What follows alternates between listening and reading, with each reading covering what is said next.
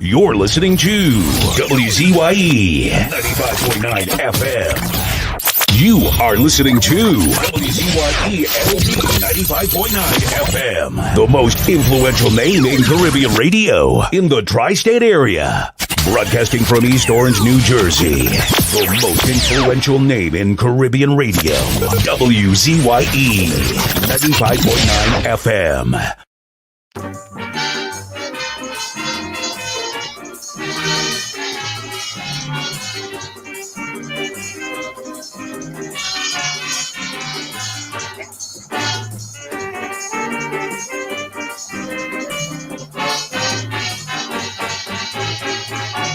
You talk about a place where the people are carefree living.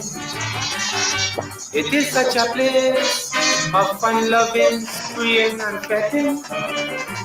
It's the land where people don't care if Ash Wednesday fall on Good Friday. Man, they love the struggle in this happy, go-lucky way. It's Blockorama, Petorama, and just now is Masorama. So the foreigner come for carnival, and he telling himself after he had a ball. Trinidad is nice, Trinidad is a paradise. It's a foreigner in La Trinity, the people have a carnival mentality. Trinidad is nice, Trinidad is a paradise. They are not serious, very few conscious, so I cannot agree with my own chorus. Trinidad is nice, Trinidad is a paradise. But I hear some people talking about revolution day, changes on the way.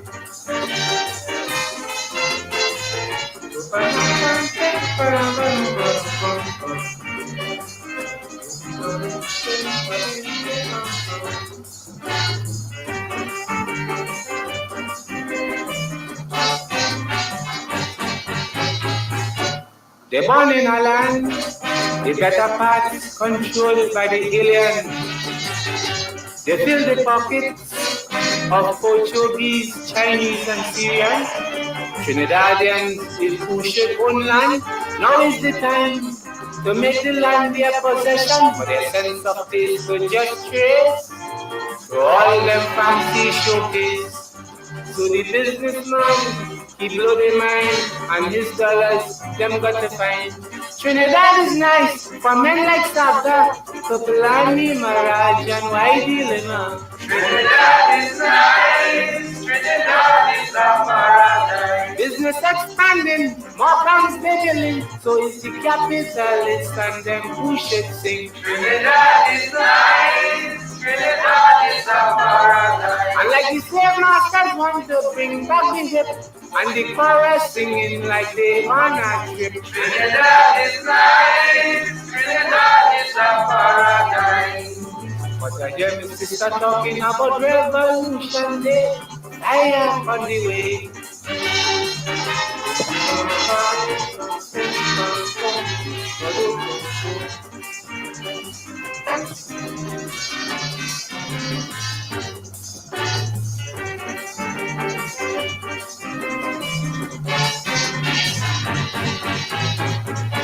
They don't know their worth, like they haven't a sense of value. They don't know their rights, even that they cannot argue. 750,000 people cannot get up and do something about this trouble, but to plan for the next holiday, to set their lives away, and forgetting that they own the soil of which their foreparents toiled. For the people who found the Constitution laws, for the oppressors and foreign investors. Trinidad is nice, Trinidad is a paradise. Amoko and Shell business did went swell, on your oil them foreign parasites dwell. Trinidad is nice, Trinidad is a paradise. Yet the song I sing, like if I hear the chorus singing, God save the King. Trinidad is nice, Trinidad is a paradise. But I hear my brother talking about revolution day, fighting on the way.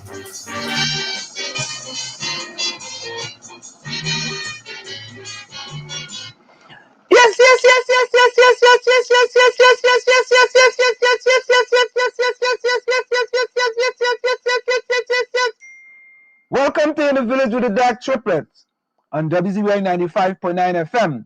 And of course, ladies and gentlemen, we come to you every Tuesday, Thursday, and Saturday from 7 to 9 p.m. That's Tuesday, Thursday, and Saturday from 7 to 9 p.m. And I think one-third of the DAG Triplets is going to be joining us a little late. So let me bring in no other than the outside child, better known as the love child, no other than Marshall Nesbitt Tommy E-Boy. Tommy, welcome. Good evening, family. Good evening, family. Good evening, Flash. What's going on, bro? Why, as they say in Trinidad, I day, yes? I day, boy, I day. It's night, but I day. You like night? Yeah, it's night, but I day. You know, Trinidad just say it's night, but a day. I day, Well, boy, I yeah, day, I day. I'm well, watching. it's good. I'm watching what's going on in the place as Valentino say, but Trinidad is nice. Trinidad is a paradise. You know what I mean? You're Yes, watching all the indeed. things going on, man. All the games going on back and forth. All the Yeah, games well, being played. hmm well, tonight look like we're starting off with mostly testosterone. I hope we get some of that other hormone in here soon. Now We, but we can handle his stories. Diana's supposed to join us, right? Because Diana had another activity that she's involved in tonight. So maybe she'll be able to log on from where she is and give us a little synopsis now. You know what I mean? Yeah, a little thing. sounds like a Yeah, good plan. yeah. But Tommy, I Yes, think sir. Rose take the record now. Rose logging at 4:47 p.m. You know what? We appreciate her so very much. Yeah, Rose. You had to start getting some applause drops. I go put some applause drops inside of there. Rose, you inside early o'clock. And Nadia get vexed. Nadia Mongol says, nah. Nadia open up she laptop or she computer or she phone and she see Rose coming 4:47 at 4:50, boy. Nadia Mongol came in. Nadia, welcome. Welcome. Fish sticks, boy. Fish sticks inside early tonight too, boy. What? 5:50 the man inside, yes, boy. Yeah. Yes, indeed. Fish sticks already start with the jokes already, you know. Lana, welcome. You inside. Let me add the Phantom. Phantom, you inside. Thank you, brother. Good night, everybody. It's good to be back with you guys again. Looking forward to an interesting evening of conversation. Good evening, Run the Phantom. MC. Run the MC. Run. Run Oh MC. Lord. Ron Before the started in man. trouble. Well, no, before the man say good night first. Yeah, what you say first, right? I'm gonna put it up on the screen. This is what you say first. I mean, the fella like, I don't know, boy. Um, we had to bring Ron in here sometime, you know. We had to bring him in here, seriously. He said we But are how? in quarantine again. What the hell? How much this But man how? decide to get COVID-19? Run, But how run. we know? How we know Diana going to the spelling bee contest? Who is that? Run the MC. Oh God, I don't know. I don't know. Ron, good night. Good night, Ron. Good night. Good night. I don't know, you know, Tommy. I really don't know. Takisha, welcome.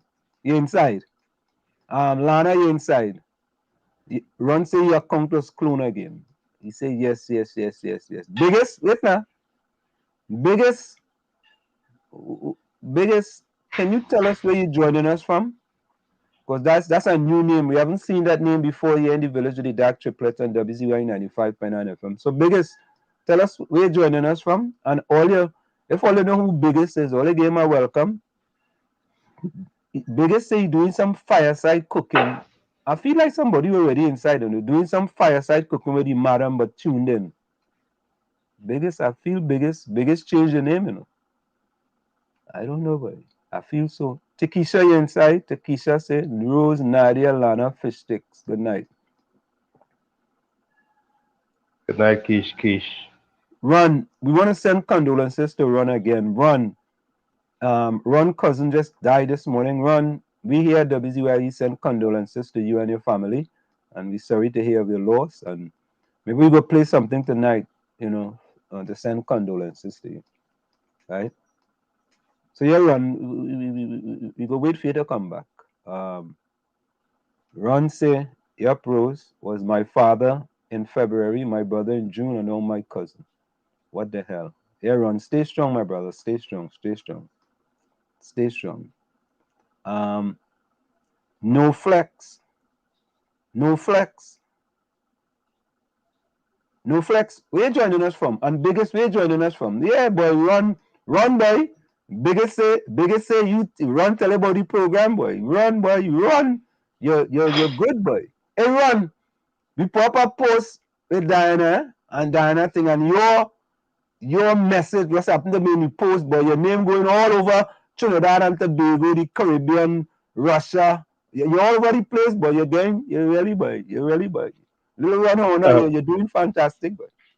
Answer him, David Landclose. Who's that? Somebody That's new? somebody new. Yeah. Hey, welcome to the village, David. Yeah, Antonio, you're inside. Antonio Clement. No flex. Is there a WhatsApp chat? No flex, where you joining us from? No, we don't have a we don't have a WhatsApp chat. Hey, look, Miami Jesus inside, boy. All you please send condolences to Ron DMC for the passing of his cousin, and we wish him the best. Good night, Miami, Sangita. yeah, Miami Jesus. Ansem, Yeah. maybe you could give out your number if he wants to send you some information on WhatsApp. Oh yeah. Go get my number. Miami Jesus say and Slim, the main man. Miami Jesus is here now. Miami Jesus, how you become the main man, brother?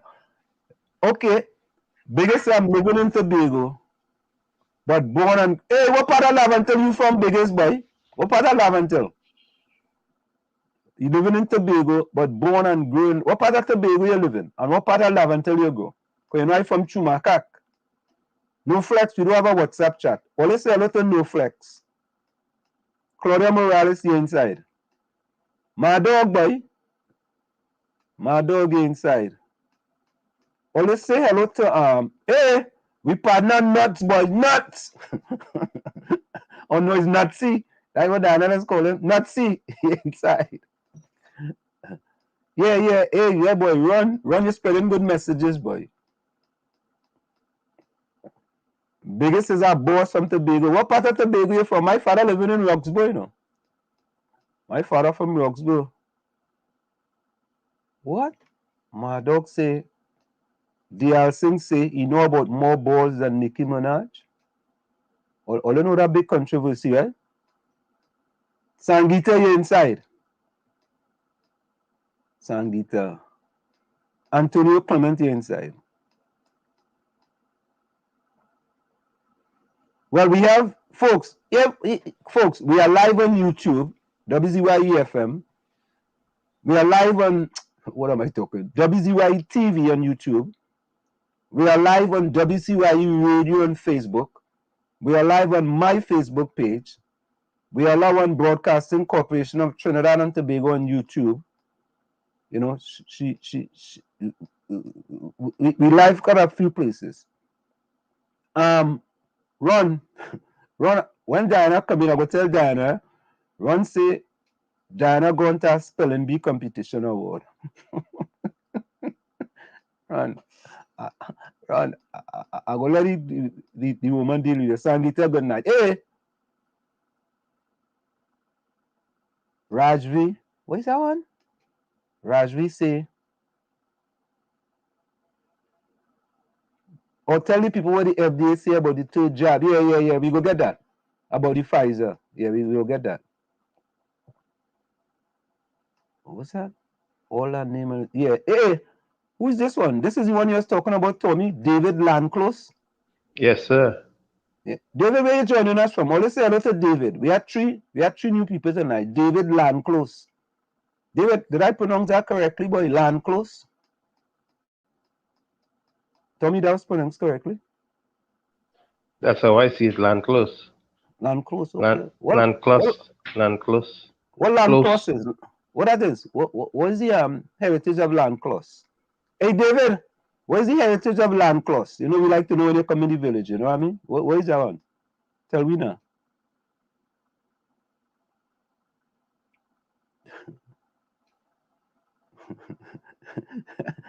Sangita, like you just come, girl.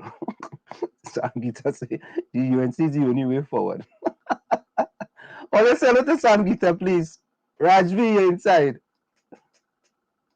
What? Not cake say Diana learning to spell. She long name run. Okay. No flex. What is that one? 6 years now, pay them in power. I feel like I made a mistake. What mistake you make? What mistake is that?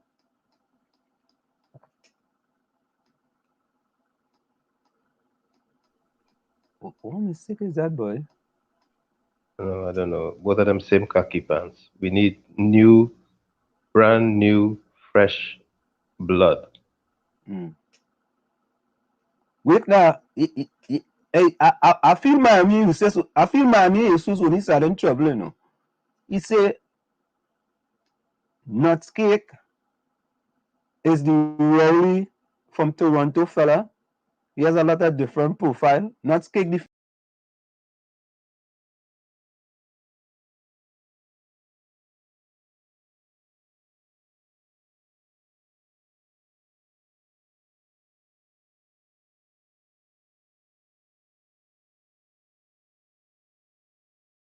stream boy. Oh, go on and his thing take away all my So we fell off for a little bit there. Yeah, I know.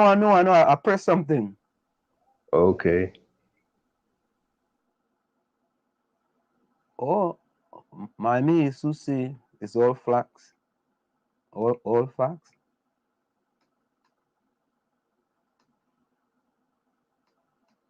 Okay. Oh, biggest thing from Eastern Korea Laventel by courts around some specialist steel man. Yeah, no they. I try walk past it to go home because I living up in Chumaka Laventel.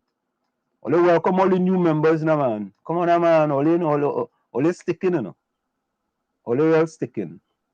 Yes, indeed. All the new people in the village. Welcome to the village. Yeah, only welcome to the village now, man.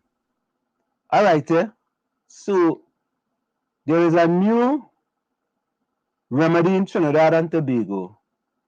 And I want you all to listen to this new remedy for flat tires in Trinidad and Tobago. So if you have a flat tire in Trinidad and Tobago, here's the new remedy. Here we go. Friend have a flat tire. Well, you don't have to tell everybody. Just take this thing called Cialis. Trust me, it have all the herbs and punch to bring back your vibes. So ask your doctor about Cialis. Just make sure and don't tell Nicki Minaj, cause she go put you on blast and the whole world gonna know. You know, that fella getting paid real big for that, you know. So let's go to our first guest for the night. The MP from Mayaro, Mr. Rushton Paray. So welcome to In the Village with the DAG Triplets on WZYE 95.9 FM. Thank you very much for having me, and very good night to your viewers and listeners. Right. So it's In the Village with the DAG Triplets on WZYE 95.9 FM. And the DAG Triplet stands for the D is Diana. She's considered to be the storm. She's not here right now, but she's going to be joining us lately. Sure. The A is Anselm. I am either Flash or Wall Street. The G is Gary. Gary is considered to be the Phantom. And then we have a fourth person who is Tommy. Tommy is considered to be the outside child in the village. And the ladies in the chat call him the love child. Okay. So I just wanted to get those two politics out of the way. You know, how are you doing? How are you doing today, sir? And you are the MP for Mayaro, is that correct? That's correct. Okay, wonderful. So, Gary, you there, right? Yeah, I'm here. So, welcome, Mr. Paray. Thank you very much, Gary. It's long awaited. So I was telling the guys, maybe you can give us a breakdown because you're the MP that really grabbed the bull by the horn for as disaster management and preparation. And, I've seen the U.S. working with you, very closely in assisting and training our people. And it's something that I have longed to see. And, on my end, I've been trying to do some stuff, but I was happy to see that you got it done. So maybe you can elaborate a little bit and tell us what's taking place in Mayaro, what you have done so far in far as reference to disaster preparation, because we keep seeing our people and country so unprepared. So maybe you could start off with giving us a little introduction, in what you've been doing down there. Sure. Well, Mayaro is one of for your listeners and viewers who are not familiar with the geography of Trinidad. We're on the southeastern coast of the island, and the constituency is about 202 geographic square miles. There is 3 administrative districts, and we have around 41,000 residents who live within the constituency. Unfortunately, Mayaro traditionally has been a flood-prone area for many, many years. We do have quite a bit of low-lying areas, and what has happened over the last 10 years or more with respect to climate change and so on, you'd find that we would have had one major flood throughout the constituency once every 9 years or 10 years. What has happened since 2015 when I became the MP? From 2016, we have sometimes 5 or 6 floods per year. So the occurrence has increased, and we have had to try and mobilize systems and supports that have not met international standards, Gary, as you would be very familiar with. So we have been doing more of a hit and miss approach in terms of disaster preparedness and then disaster response as well, because it's 2 different arms of disaster management. As you rightfully said, in 2016, I approached the U.S. Embassy through the Delaware National Guard to make some intervention and try and do some training for our disaster response system. Now, in Trinidad and Tobago, disaster management falls under the ODPM, which is an Office of the Prime Minister's Office, and it is extended in the municipalities by the Disaster Management Unit, which is a small portion of the municipality, the municipal corporation. Again, it's undermanned, understaffed, under-equipped. And what we try to do through the Delaware National Guard is to start training these guys in proper disaster response, basic safety, how do they respond to certain items. We've gotten some support, a lot of support from the U.S. Embassy in terms of some resources for our regional corporation, what you call it, the municipal corporation or the city council.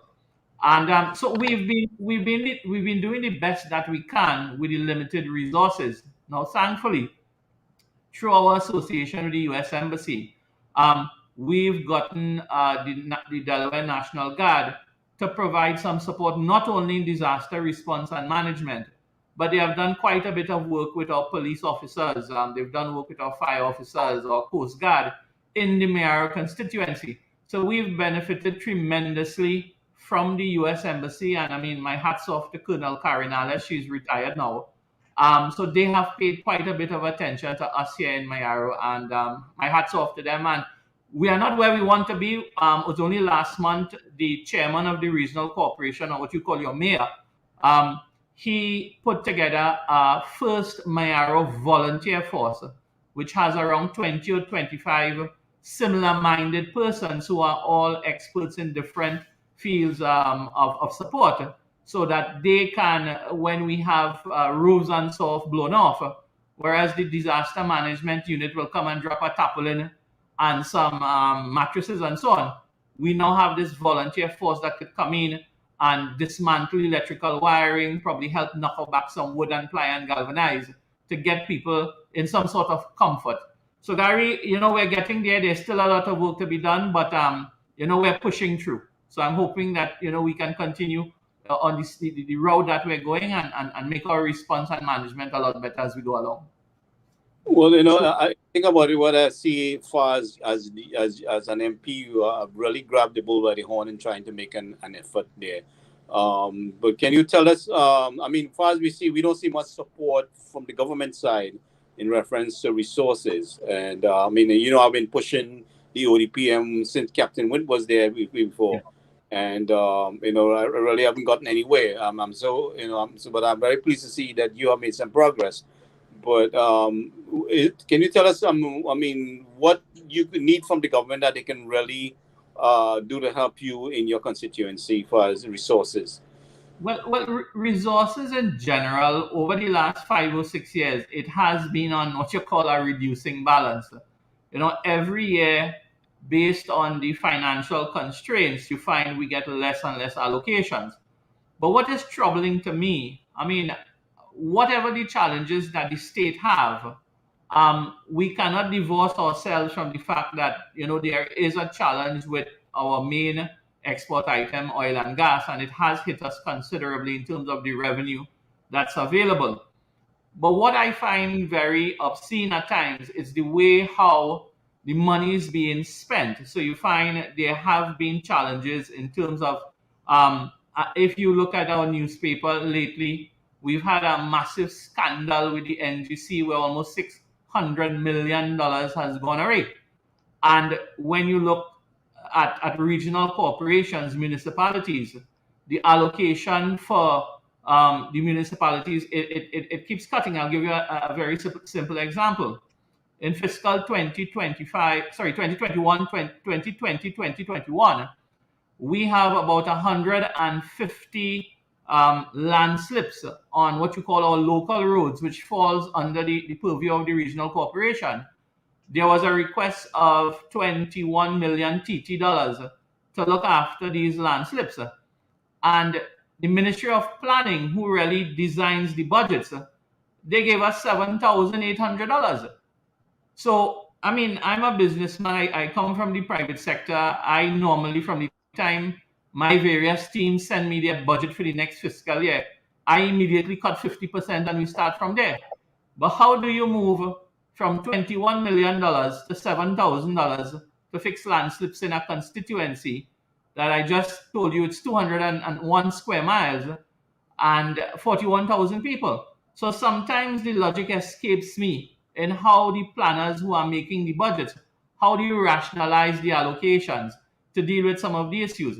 When you look at disaster management per se, we get for the last 6 years a little under 250,000 TT dollars for disaster management in a constituency that is prone to flooding and high winds and so on. And when you go to the minister or you make representation to the minister says, well, don't worry, you could via money from other things. But when we via money from water trucking or scavenging, then that causes another problem. When the garbage disposal need to run once every day, we now have to do it twice a week or 3 times a week. When you have WASA giving a lot of problems for water, like which we are facing right now in the constituency, you have 2 water trucks.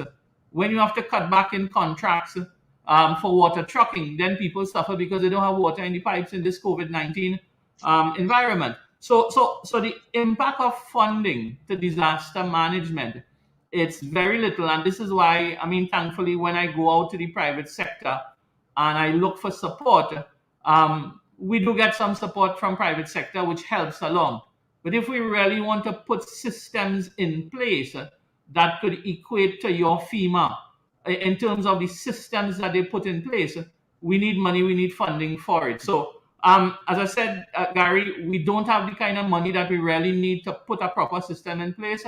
And we keep knocking on the doors of the state, and there's very little that is coming, and we just have to make do with what we have. It's not the ideal position, but I am not an MP to throw my hands up in the air and give up. We go forward and we try to do the best that we can.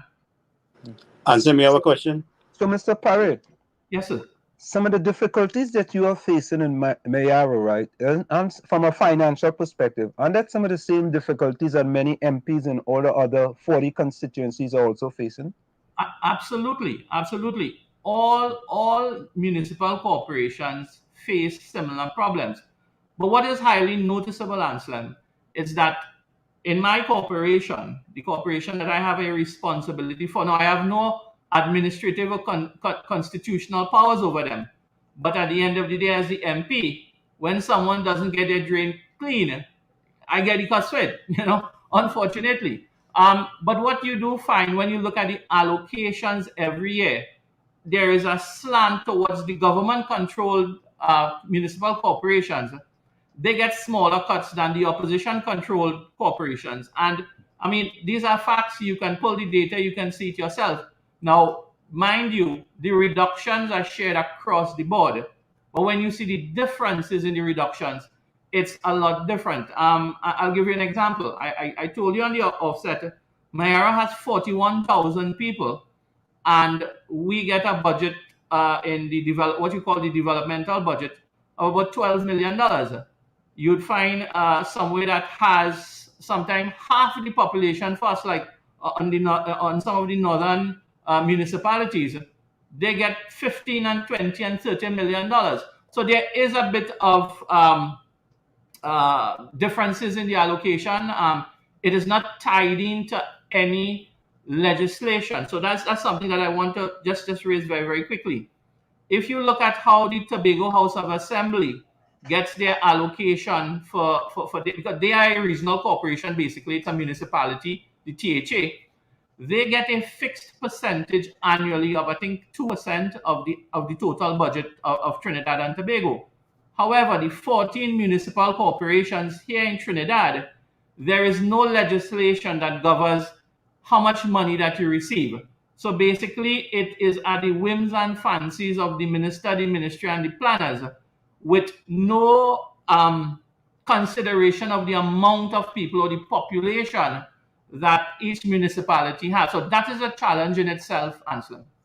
So Mr. Paray, I believe that will be something better, whereas that it doesn't matter which government come or which government go, if you have a specific percentage, because if we are going to be honest, right, when the PNM is in power, yes, the PNM constituencies may see more finance, so to speak, or the corporations that are PNM run. And when the UNC is in power, the UNC corporations that are UNC run will see a better allocation. And I hear you, and I think what we are saying is that it's better to have a finite number, right? So don't care which government is in power. We know that all the corporations are going to get X amount of dollars, but does the political parties in Trinidad have the will and testicular fortitude to do that? And I agree with you totally. And I mean, since testicular fortitude and so on is something in high conversation these days, you are right. And what it means as well, Anselm, and let me just be honest here. I came out from the private sector. I'm a telecommunications engineer by profession. I entered the politics in 2015. And it has been a real pain for me to see how the mill of government service runs so slowly compared to what I could have done in my private practice. Press a button and something happens in 24 or 48 hours. I took about 8 months to get a coconut tree cut. That is to show how painful the government process is. And what you find that's facing us as a country, and I mean, we could go down the road in this conversation here tonight about corruption and which administration did better or did worse. And I don't think any administration in the country, in the history of this country, has done any, what I would call, put Trinidad and Tobago in a quantum leap position. So for instance, people will ask me, well, Rushton, why are we how we are? Right? Why it is we can't seem to fix anything? Government come, government go. We end up in the same problem. We have issues of the perception of corruption, lack of service in the public sector, waiting months and years to get support. And my response every time is, we are a 19th century legislative system trying to serve a 21st century audience, and we are governed by a 1960 Civil Service and Public Service Act. So this tripartite arrangement is not working for us. I sit on several joint select committees, Anselm, and I listen, and we questions like what you have your congressional inquiries. And I will ask our public servants, well, why we couldn't do this and why we can't do that. And I am always bogged down that because of Regulation 12345, Regulation 2534, we can't act. So what we have is a civil service that their hands are tied behind their back. And when you want these leaders who are very good men, hardworking men and women in the public service, but you know what? If they only step outside of their crease, they are tapped on their knuckles and their hands, and they could lose their pension. So you know what they do? They sit and they let the same thing continue because they are afraid to think outside of the box and the regulation doesn't allow them. The question is, how do we as a parliament come together and decide, listen, because to change the Public Service Act, the Civil Service Act, you need a 3/5 or even a 2/3 special majority to do that thing. So what you need is really strong leadership, inspirational leadership, and that is something that I pray for, I hope for, that I can see and participate in before I step out of the political arena. Because to me, that is what you need really to take Trinidad and Tobago forward, more so now in a post-COVID-19 world where we have an opportunity to do some of the painful things and make a better and a brighter future for our children. You know, Mr. Paray, I fully 100% agree with you. And because the way we see it, right, in Parliament, we have politicians come, politicians go, parties come, parties go, and we're doing the same thing, right, and expect to get different results. You know, and it's just mind-boggling, you know, that, as you said, you know, we're in the 21st century and we're running it like a 19th century, you know, government. So we must do differently. But where do you think, how do you think we can get there? How are we going to get there where we need to go? My response to that is we are suffering from what I call 10 degrees north, right? Now, 10 degrees north is the geographic latitude of where Trinidad and Tobago lies. And at 10 degrees north, we are safely tucked away 2 degrees below the hurricane belt. We sit on the continental shelf of South America. So at 8.0 shake on the Richter scale, 2 coconut trees does fall down. Our houses, because of our history with TCL, we've built pretty good homes in Trinidad and Tobago. What you find, the last major disaster we've had in this country, Anselm, was the Red House fire in 1903. Since then, we have not had to deal with massive natural disasters in this country like some of our Caribbean neighbors. And when those countries have to reflect and rebuild every time a hurricane passes, you know what? Their systems change, their thinking change. They understand the importance of living good with your neighbor. They understand the importance of philanthropy. They understand the importance of working together as a country. If you look at Trinidad and Tobago, I mean, Alma passed in 1973, I think, and a couple of houses blew down and some mangoes fell. But what have we have not had to deal with a major disaster in this country where you take out your political hats and your political grievances and you offload the history, because nobody is innocent enough. The PNM, the UNC, whoever has been there before all of us, nobody is innocent. So I'm saying the lack of natural disasters in this country. Mr. Paray, I don't mean to stop you. You sure you want? Can you repeat that again? The last one. Listen, I tell you something, Anselm. I could stand by any comment I make because I based it on fact. Right? Nobody is innocent in this. All I'm saying, I prefer not to waste time in throwing blame, but how do we move forward? I have 3 young girls in my family, and I want all of them to stay here in Trinidad. I want them to have a decent job, live the best possible life they can. But if we currently, as a people, can't shed that load that we carry from our fathers and forefathers, I don't see how we're moving forward as a country.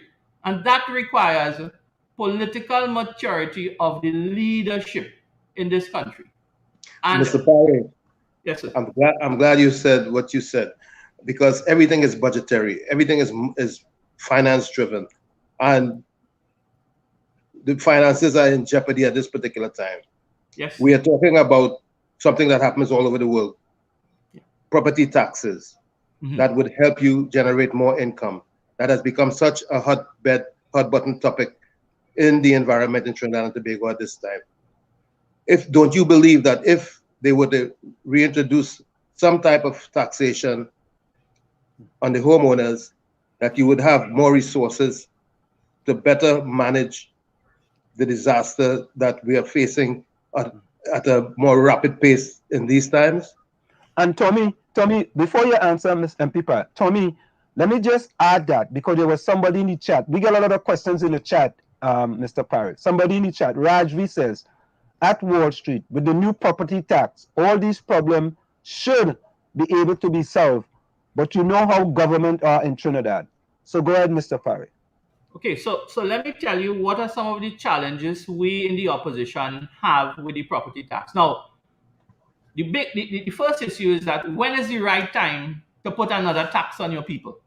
That is always the big question.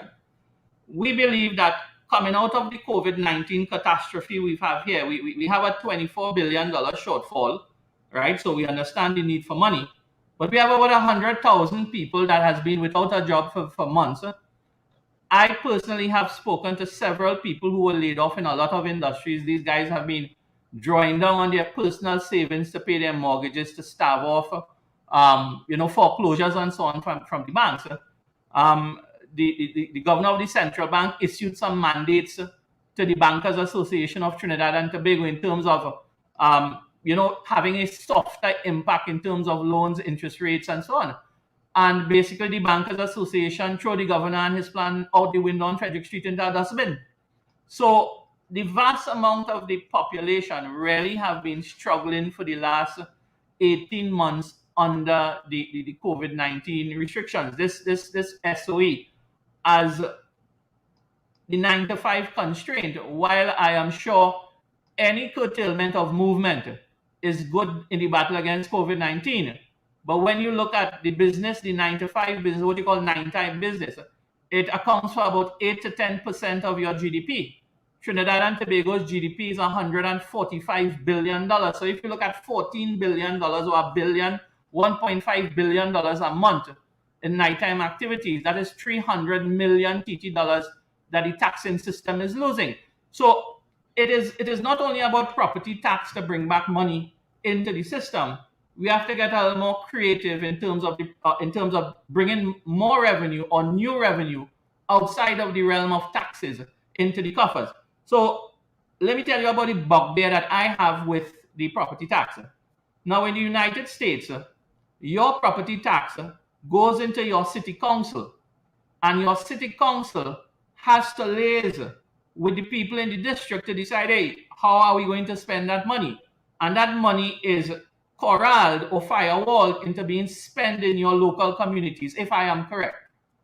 Now, in Trinidad and Tobago, we've asked the finance minister, why are you allowing the taxes from properties in the municipality to go into what we call the consolidated fund?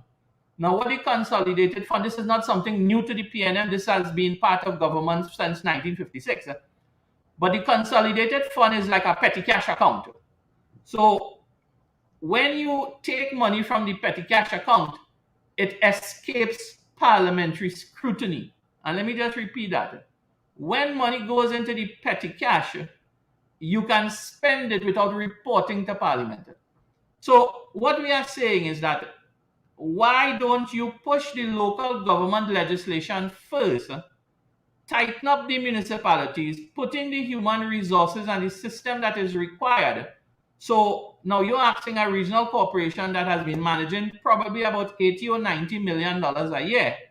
Now that regional corporation has to manage $500 million, depending on what side of the island you're on. So like in Mayaro here, we have a huge industrial complex in Galeota Point. The taxes alone might be $500 million coming out of that industrial complex. So we want the money to stay in the municipality. So you find the money, the regional corporation can now look after our schools, our roadways, our drain. They can put the money in the disaster fund that we need and the money stays locally. The problem now is that the property tax goes into the consolidated fund, and the Minister of Finance can spend it at his pleasure. And that is one of the core issues that we have a challenge with. The second issue we have with the property tax is the system by which they have decided to charge the tax is based on an annual rental value. The problem with that is that over the years, we have not developed a system of grading communities to look at what a property would be rented for. So, would a 1,000 square foot home in Mayaro carry the same tax as a 1,000 square foot home in Rio Claro, which is a more agricultural area? Then who decides that? There is no schedule, there is no system that has been explained to the population how we are going to determine your tax at the end of the day. So there's a bit of ambiguity in that, which the government has not put forward to decide how are you going to pay your taxes. And, we pay a heavy stamp duty on the purchase, on the mortgage when you're buying a property already. You buy a house for $1.5 million, you may pay about $100,000 in stamp duty. So to the man on the street, he feels, look, I've purchased my house. I have already paid a stamp duty on the purchase. And now you're going to ask me to pay a tax every year on that. And if I am creative and ambitious and I decide to change my wooden floor to a tile floor, a ceramic floor, it means I will pay more property tax. So it's a disincentive for you to fix your house, to put on an extra room, to move galvanized from the top of your roof and put shingles. So it's a disincentive for a homeowner to spend money on their house. So it's really a juxtaposition on how do we go forward. And those are some of the areas that we felt that the government has done very poorly in answering and responding to the queries of the citizenry. On the property tax, I must tell you the property taxes law is already passed. If there are viewers, local viewers listening in tonight, I encourage everybody to fill out their forms, because the forms is law, and there is a $5,000 penalty if you don't fill the forms out. So that is the status about the property tax. Right, and that has been extended to October the 1st. They have came out. No. It's November 30th. What has been extended is really the tax amnesty. Okay. Amnesty that has been increased from Friday, yesterday, until the end of the month. Okay, thank you very much. But I think you kind of give us a little double take, because you mentioned the city council here in New Jersey as an example, as where I'm living, whereas that they collect the taxes and the taxes are allocated to that county. Mm-hmm. However, if I'm going to try to improve my house, whatever improvement I'm going to do, it's going to raise my taxes. That's part of the system, right? But you are saying now in Trinidad, if I'm going to improve my house, my property tax shouldn't be raised, and that's going to prevent me from improving my house. Property tax in this country doesn't prevent anyone from improving their houses.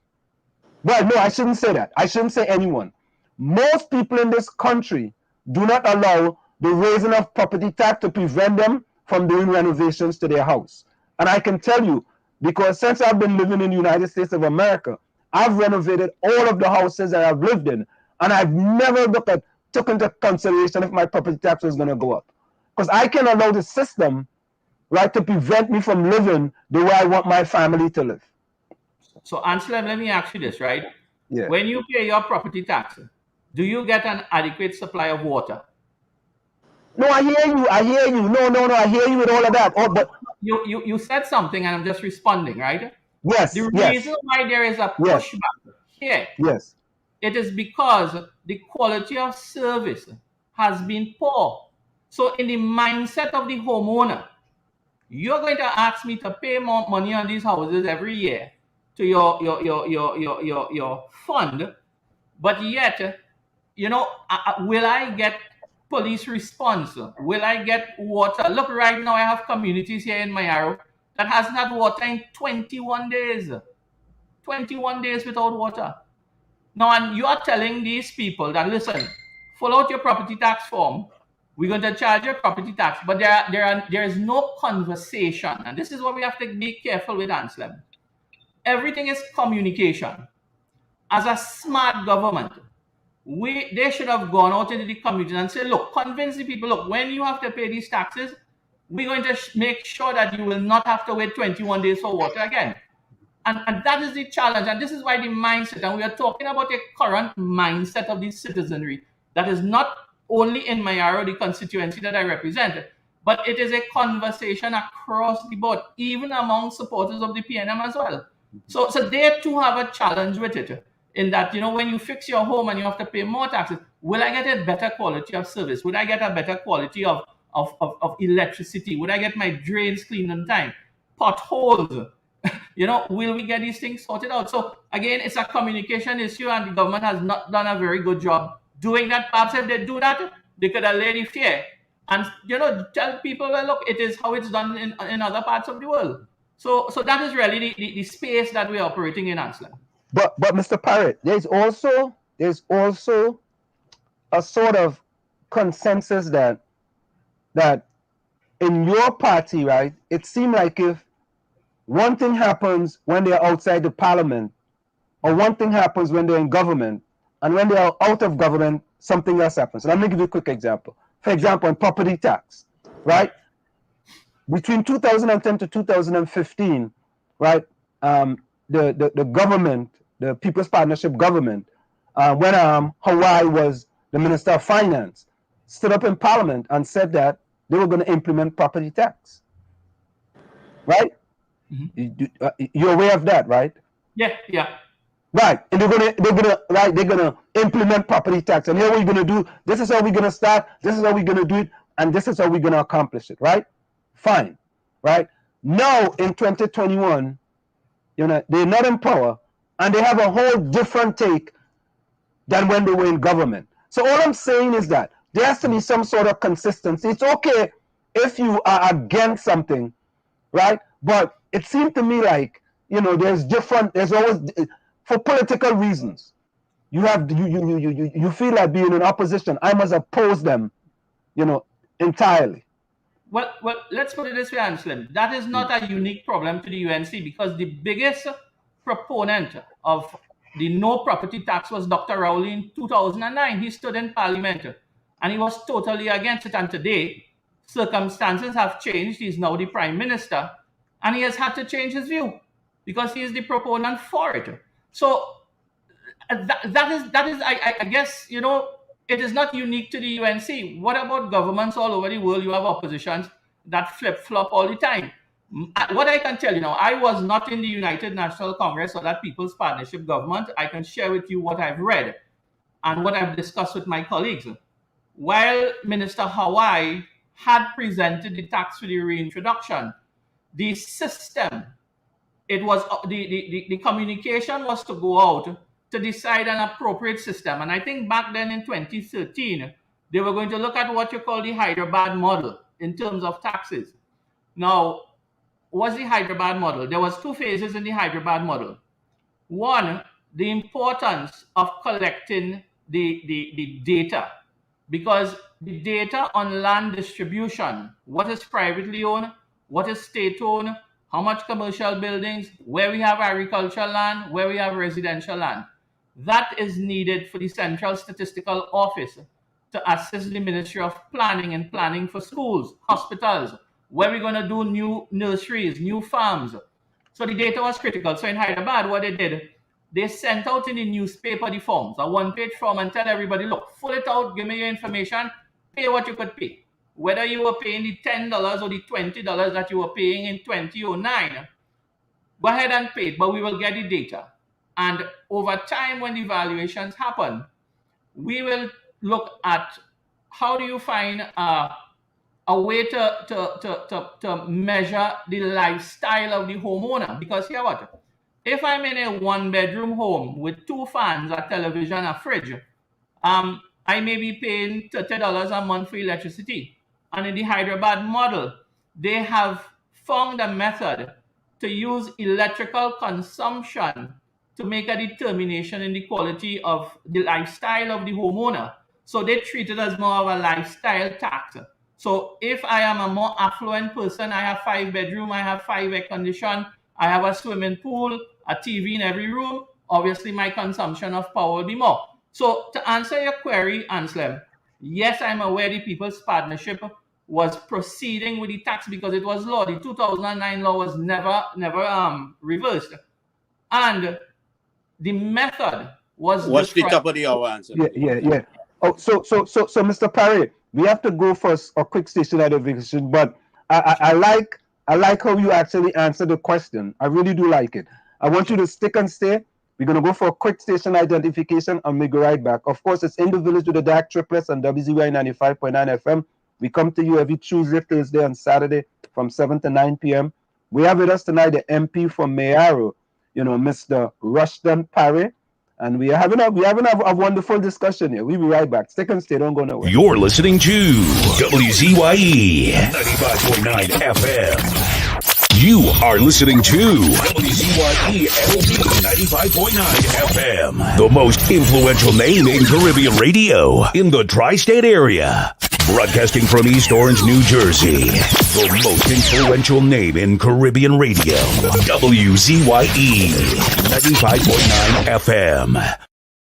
We are back with you. It's In the Village with the DAG Triplets on WZYE 95.9 FM. Of course, we come to you every Tuesday, Thursday, and Saturday from 7 to 9 p.m. That's Tuesday, Thursday, and Saturday from 7 to 9 p.m. And we have with us the MP from Mayaro, Mr. Rushton Paray. And Mr. Paray, I want to say, right, I think when we can have these kind of discussions respectively, it's really good. It's really great, and like we having dialogue, right? And this is good dialogue. It's like, for example, I said that in between 2010, 2015, the situation with the finance minister at that point in time, right?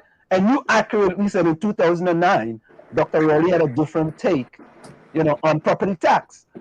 So these are the kind of discussions we have to have and put on the table. And not try to bang each other over the head and say, well, you had this position at that time, and then you had that position. What are the solutions? Because at the end of the day, right, what are the solutions for the citizens of Trinidad and Tobago, who are actually going to have, at some point in time, and timing is important, at some point in time, there's going to be some type of property tax. But before we go on to I just want to remind everyone is that I raised this issue that the PPG did not campaign on bringing property tax. The PPG campaigned against it. So I fired back on social media and I saw the party change their position with proceeding in that direction. So I think that had a little bit with helping to do that. Also, I have a problem with what I see now where they want to tax you on what you could possibly rent your property for. I have an issue with that. And also we're seeing a lack of structure, so where the money is going to go into the municipality. There's no structural changes. Like here in the US, you pay for the school, the police, and some other things here on a local level with the property tax. So I mean, these are the issues I have. So there's some structure, like how you put it. The local government reform should have taken place before, and the account created where that money is going to be going, and the municipal corporation have control of the spending, which they will work out with the constituents in what is needed to be done. So these are the things I am seeing that really needs to be done, and before we can even go forward with that. Also, in taking into consideration here in the US, they have no issue with seizing your property if you can't pay the tax, and I think that is an agenda somehow along the line in the backbone in Trinidad there that we have to watch out for.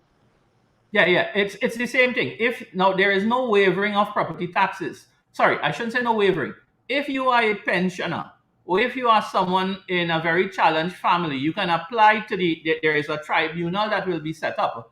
You can apply to the tribunal. I think it's going to fall under the new revenue authority that we're going to bring on board soon, where you can ask for a waiver of the taxes. Now, what happens? They can approve it.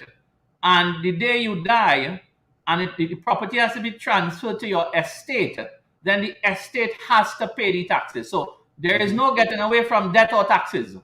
You understand what I mean with that? So the money has to be paid. So just for one thing, Gary, in terms of there is no system in place right now to keep the money in the municipality. It is going to go to central government and it goes into the petty cash of the government. And you would well know that we are not a very trusting society. You know, we don't trust anybody. You don't trust your neighbor, right? And there is a feeling of mistrust that the state will be less than honest in making sure that, all right, even if they report that Mayaro earned $400 million in property taxes, because we do have some very well built up areas here, who is going to say that money is going to redound to the benefit of the people in Mayaro? And when the money sits in the consolidated fund, it ends up going somewhere else to the disadvantage of the people of Mayaro. And I think that is one of the challenges that we are facing in terms of how the property tax is structured at this time.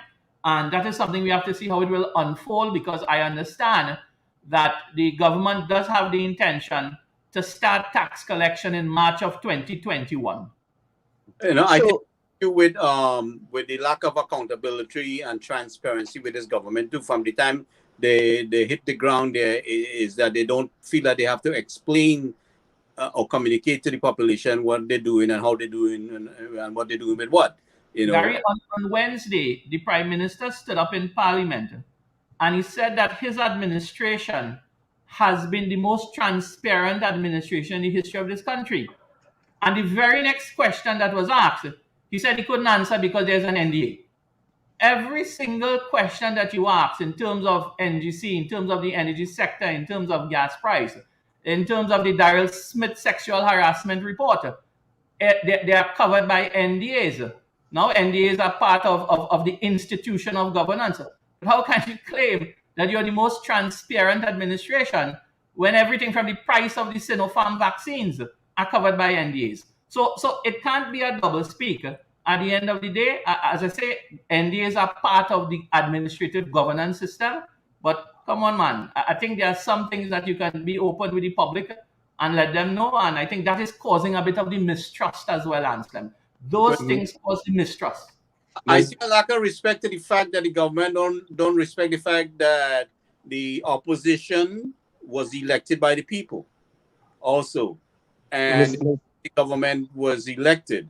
And I think there has to be some kind of a responsibility for accountability when the question is asked from the opposition bench about how money is being spent. So there's a lot of disregard, as far as I see, and disrespect taking place both for the population and the elected officials on the opposition side.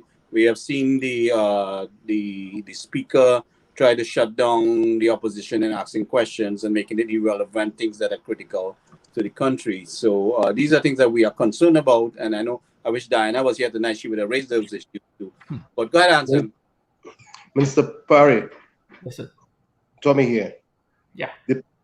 The government works for the people. At least they're supposed to work for the people. And if the people stand up and demand that they have a right to benefit from the proceeds of their taxation, there's no way the government can deny them. They just have to stand up. I mean, we know that we know that at the end of the day, what you take, what you get is what you would take. Yeah. Tommy, I from your accent, I suspect you're Trinidadian. Tommy? Yeah, Tommy's Trinidadian. Correct. Born and bred. The Trinidad and Tobago of 2021 is not the Trinidad and Tobago of the 1970s, when you had this coalition of ideas, of thought, of thinkers in this country.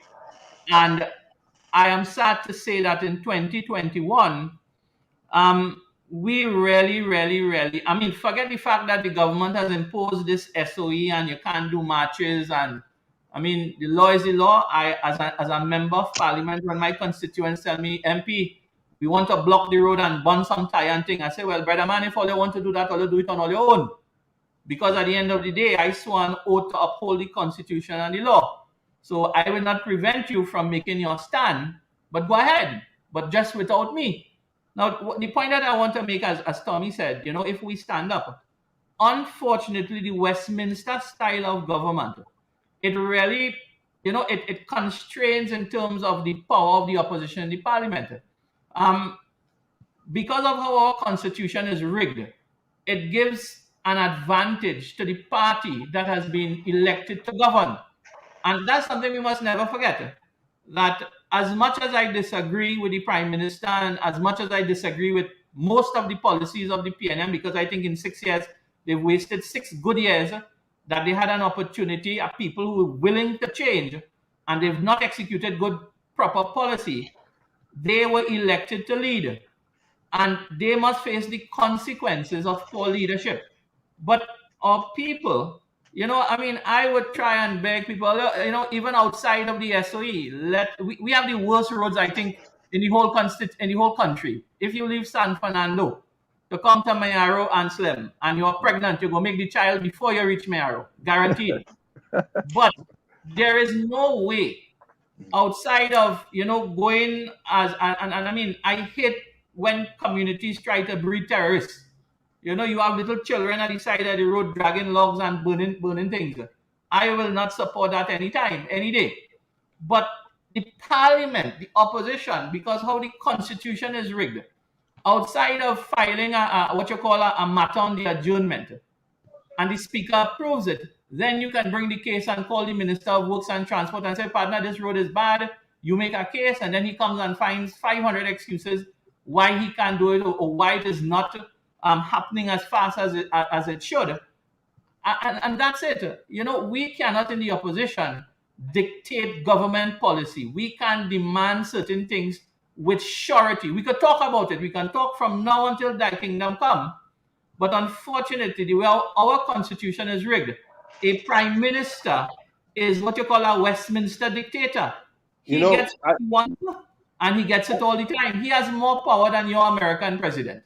I hear you clearly, but I remember I was in Trinidad in 2010 and 2015. I remember the topic of constitutional reform was on the front burner for the entire span of those years, and they never got a chance, and they never took advantage of that power to make a true, meaningful reform to that constitution. So, at the same time, we have to realize that the PP, as they call themselves, had a good chance to fix it, and they didn't fix it. I can't answer that. I wasn't there. What I can tell you, constitutional reform has been on the burner since the first time the PNM lost the election in this country in 1986. I think that was a big, I was about 16 years old when the NAR came into government, and that was my first understanding of politics a bit, because my mother was very, very interested in it back then. And constitutional reform, the NAR had 33 seats, and the only part of the constitution that they amended was to create a new Tobago House of Assembly. And they too wasted a wonderful opportunity. I think both Manning administrations, in the 2 terms that he stayed, there was the push for the local government reform. I remember Hazel Manning had a very aggressive approach to local government reform in terms of having those constitutional changes as well. And again, somehow, and my father said it very well to me, he says, no farmer wants to cut the breast out of a milking cow. So it's one thing to talk about it when you're in opposition, but when you're going to government, that sometimes the power, a sitting government feels it very, very difficult to give that power away. And that is what I'm saying. We have to have the political maturity to have what you call a bipartisan board. You get the public service, the public sector, private enterprise, and let us sit as a country and make a 30-year plan. 5-year budgets and 5-year plans is not working for us here in Trinidad and Tobago, because we learned nothing from the Chinese. When a government changed, the first thing you do, you mash up everything the former government did, and you start from scratch. Whereas when the emperors changed back in the 17 and 1800s, the first thing the emperor did, he called the old cabinet and said, fellas, tell me what was the projects and plans that you're doing, and the ones that work well, we will continue to build on that. I'll give you a perfect example, Anselm.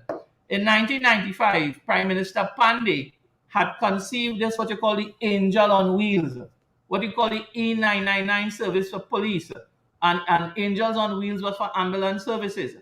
And that worked spectacularly, both of them. You know what happened in 2002 when Pandey lost the election? Within 1 year, Prime Minister Manin transferred Angel on Wheels to the Southwest Regional Health Authority and it collapsed. He moved the E999 system into some other arm of the TTPS. That too collapsed. So those two good working ideas, Prime Minister Manning should have built on it and strengthened it and put the resources in those areas that would have provided an efficient service and modern service.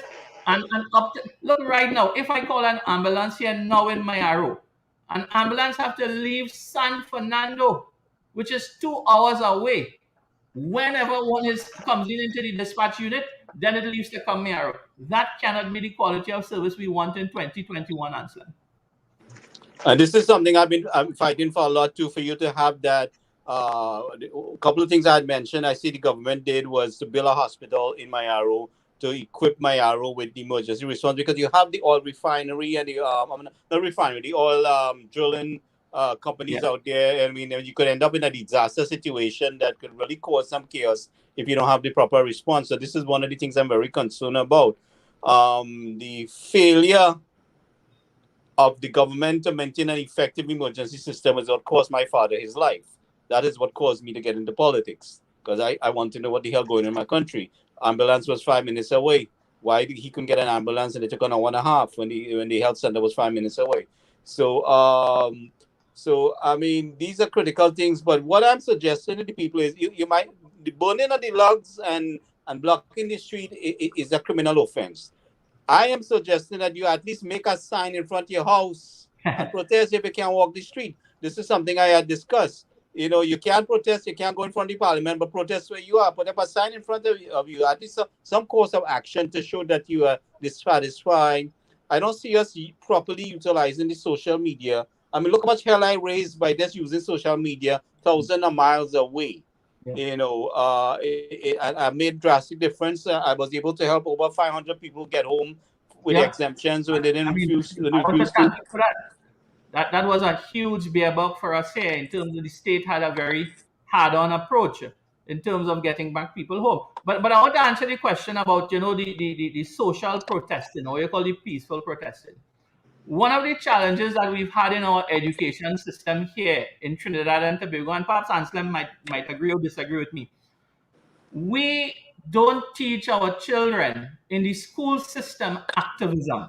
It is no part of the curriculum. Now, activism is not the burning of logs and burning of tires.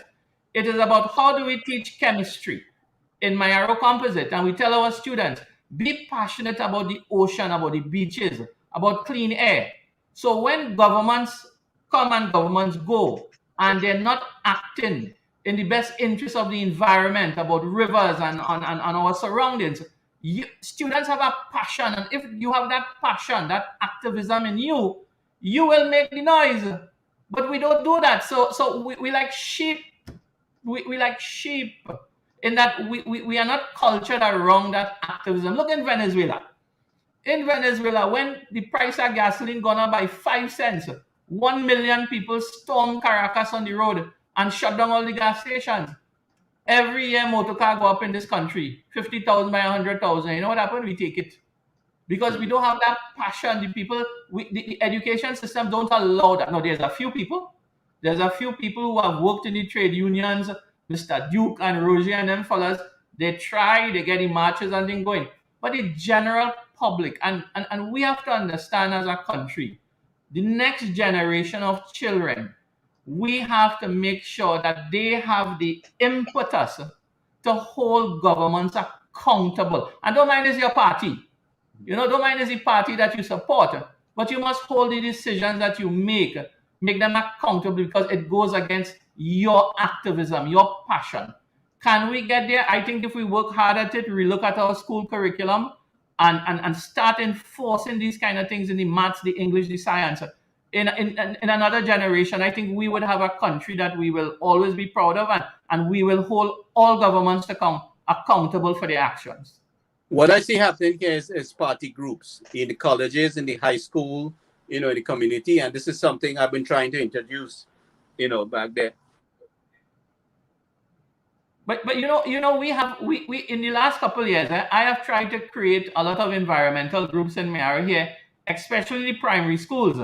There is a United Nations project called Sanfest, where some of these schools, they do a little bit of science, and these are standard 4 and standard 3 children, that they do monitoring on the beaches, look at the size and shape of the sand pebbles and so on. They have microscopes and so on, with the intent of getting that type of environmental passion on. I mean, we're part of the Paris Accord for 2030, and I can tell you, we're nowhere close to be ready to deliver on that signatory for the 2030 change, because we're not doing anything at the school level, which is part of the systematic change that we must make at the lowest level to be ready for that. We're what, 9 years away, and we're nowhere close to it.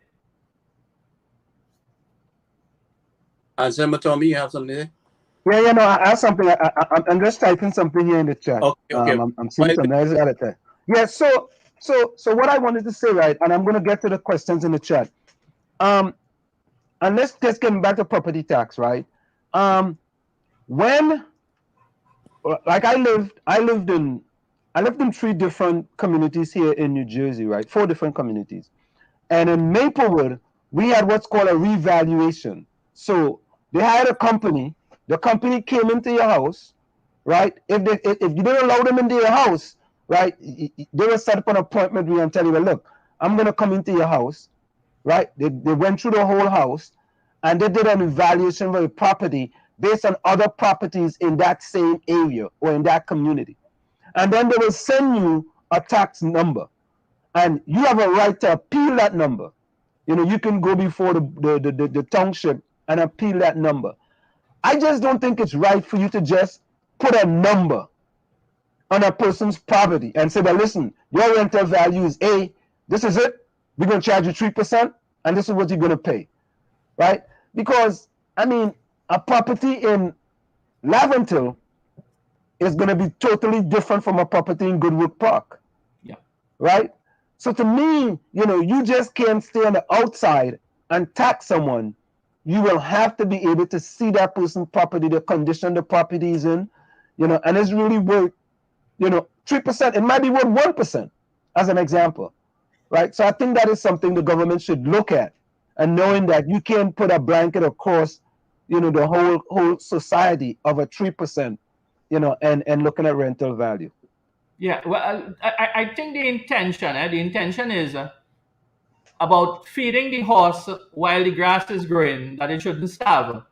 So I think they're hoping that when these valuations get in, now in our Property Tax Act, in order for the valuation division to send the valuation roll to the Board of Inland Revenue, they must have at least 50% of all the properties. And I think the last count that we had a little over 475,000 properties on the island.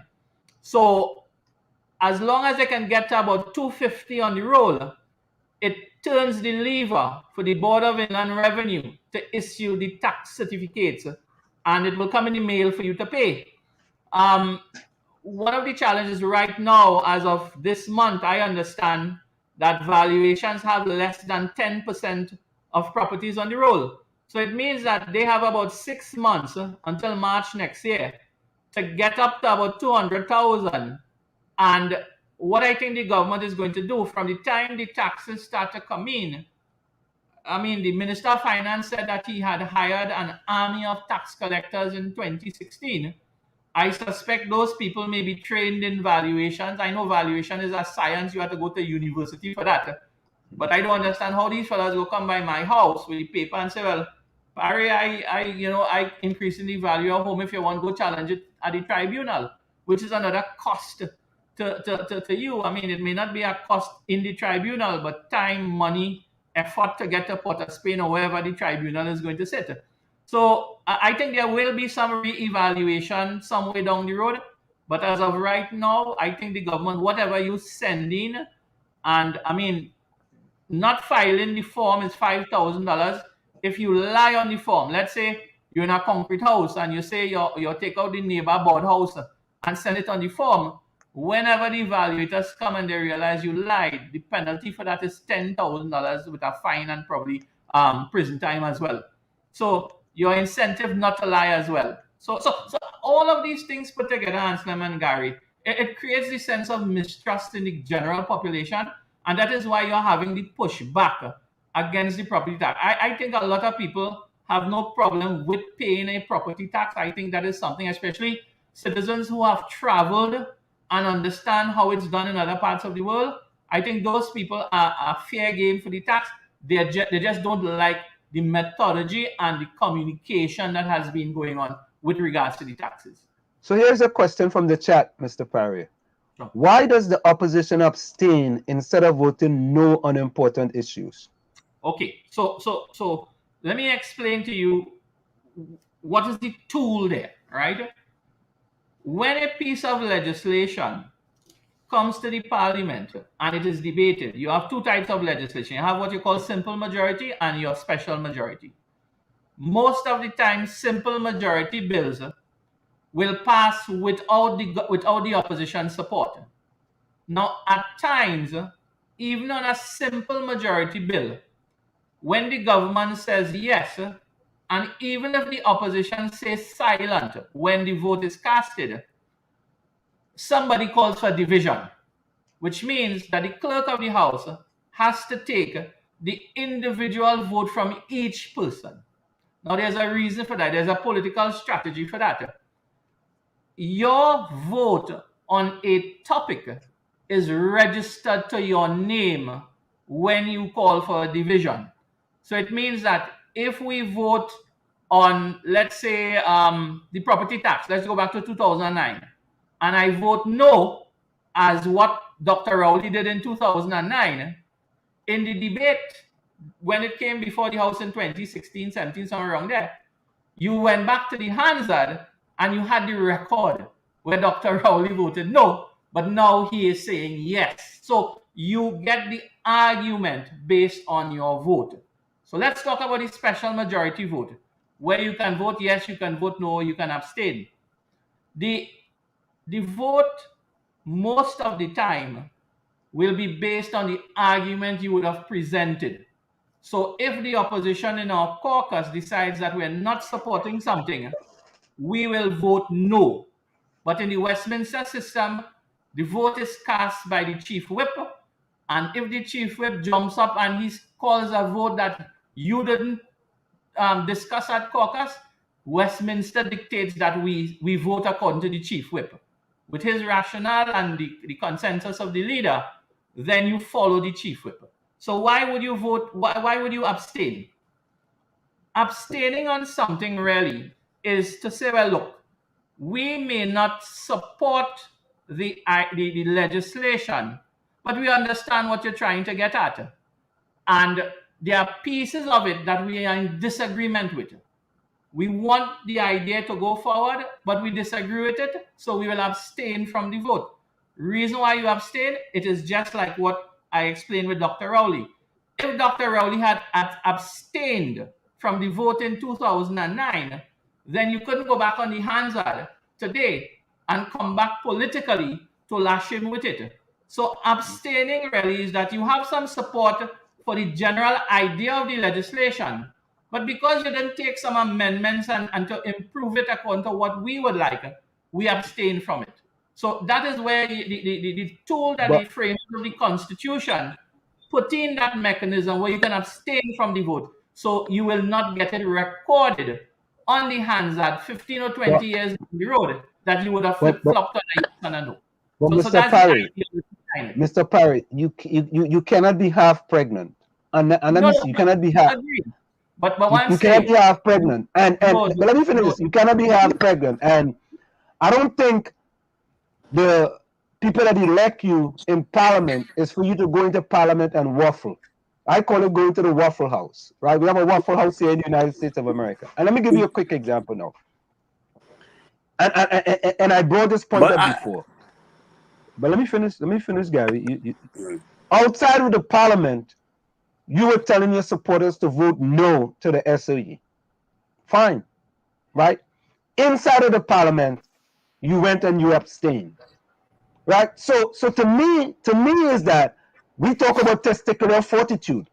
If you are telling me, right, to vote to no to the SOE, when you go into the house, I expect you to follow what you told me to do, right? And if you don't tell me if you don't do what you told me to do, I am starting to question if you are really for me or you are just in there for political reasons. And you are always going to vote for political reasons. You're going to tell me one thing, and then you're going to go in there and do absolutely something different. And the people even for me, I was upset about it, and also the people see it as a weak leadership, a disappointment, a betrayal. So I would like to send a message through you to Mrs. Bisesa, because we're still waiting on her to come on this program. So in the meantime, that we want to let her know we see it as being weak. We want you guys to say yes or no boldly, or hell no, I'm not voting for that. I mean, not parliamentary language, but then let's say, it will show more testicular fortitude or stamina that is that I am not voting for this, I'm not supporting this, absolutely no, or not. And then that would be more appreciated, because it's not, even though it's parliamentary, the population, we outside here, has seen it as weak.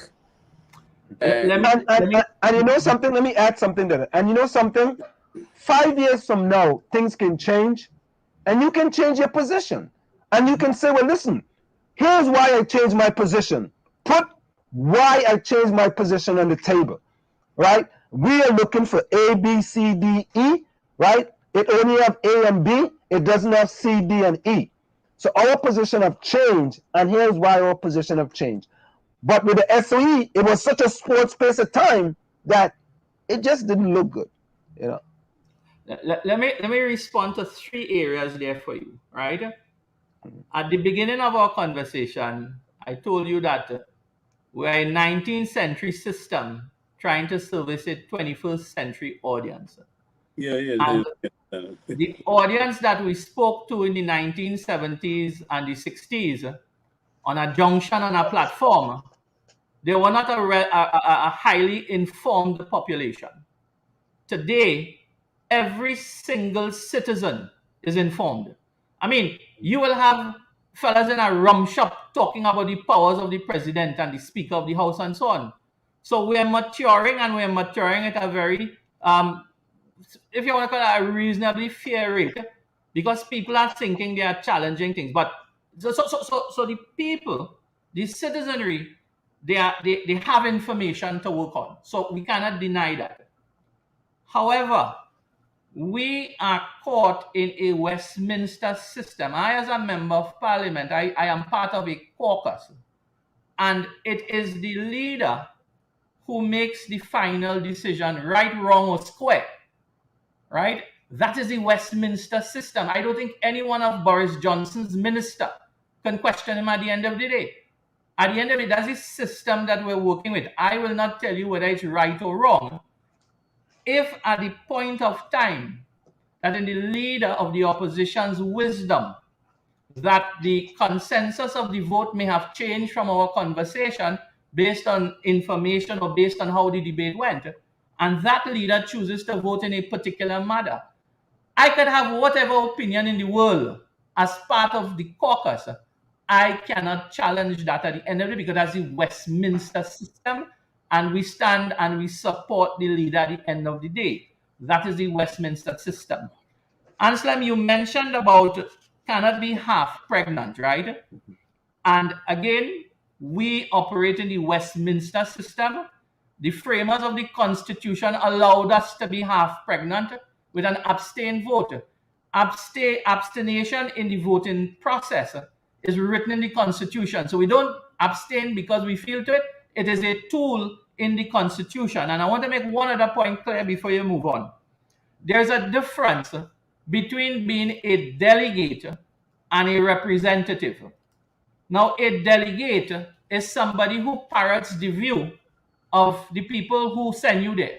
So everybody in the village send you to talk to BP or Shell about some line they want to run, and then you parrot the words of the people who send you there. Now, a representative in the Westminster system, what happens is that when you give me your vote, I have to find a middle ground between my own ideology, the view of the vast majority of the citizens who would have voted for me, who I would have come in contact with. I have to find the view of the party that I have won a seat on a ticket. And then I have to answer to my children at the end of the day. So as a representative, I have asked the 13,000 people who voted for me to trust my decision. And if you trust my decision, I will make the best decision for the vast majority of people over the longest period of time. And that's the difference between the American system, where when you sit as one of the congressmen and so on, I see every time in the US system, they disagree with their president, right? And they can remain there. He can't move them, he can't touch them. Now, in our system, because how the Westminster thing is augmented and created, there are some challenges, and I can tell you our caucuses are very, very aggressive. We complain, we challenge certain things when we sit in caucus. Everybody is entitled to their opinion, but at the end of the day, consensus amongst the team, a decision is made, and whether you like it or not, you carry it into the parliament, and that is the Westminster system. Is it fitting for the 21st century that we're in here now? I don't think so. I think we need to have, again, we spoke about constitutional reform. I think we need to modernize representative government. I think we need to have more people inside there. So a lot of things have to change, but we work within the parameters that we are given at this time. You know, someone says, Tommy Mohammed says, Mr. LeBon and Mr. Tommy, it is not constitutional reform, but proper amendment have to be made to it. Do you agree with that? No, I think in 2021, in a post-COVID world, Anselm, we have no room for piecemeal changes anymore. We have no room for piecemeal digitalization. We have no room to change structures in a piecemeal form. We have to take the bull by the horn, and we need to have quantum leaps in the way that we do things in this country if we have to keep up with the rest of the world. I can tell you sadly, we have moved from 1999, the LA Times, they described Trinidad and Tobago as a tiger in a sea of pussycats. Today, look, there are about 3 regional meetings that are happening this week, and Trinidad and Tobago was invited to none. Why? Why is that? We have lost our place as a regional superpower for a number of reasons. And I'm saying we have no room. I mean, amendments to the Constitution is fine. Just let me give you one little example. The bill that was debated on Wednesday on the issue of the Trinidad and Tobago Revenue Authority, that bill had 29 clauses, which is a small bill, but that bill impacted 70 pieces of legislation, 70. So it means in the world of amendments, we have to go amend 70 pieces of legislation.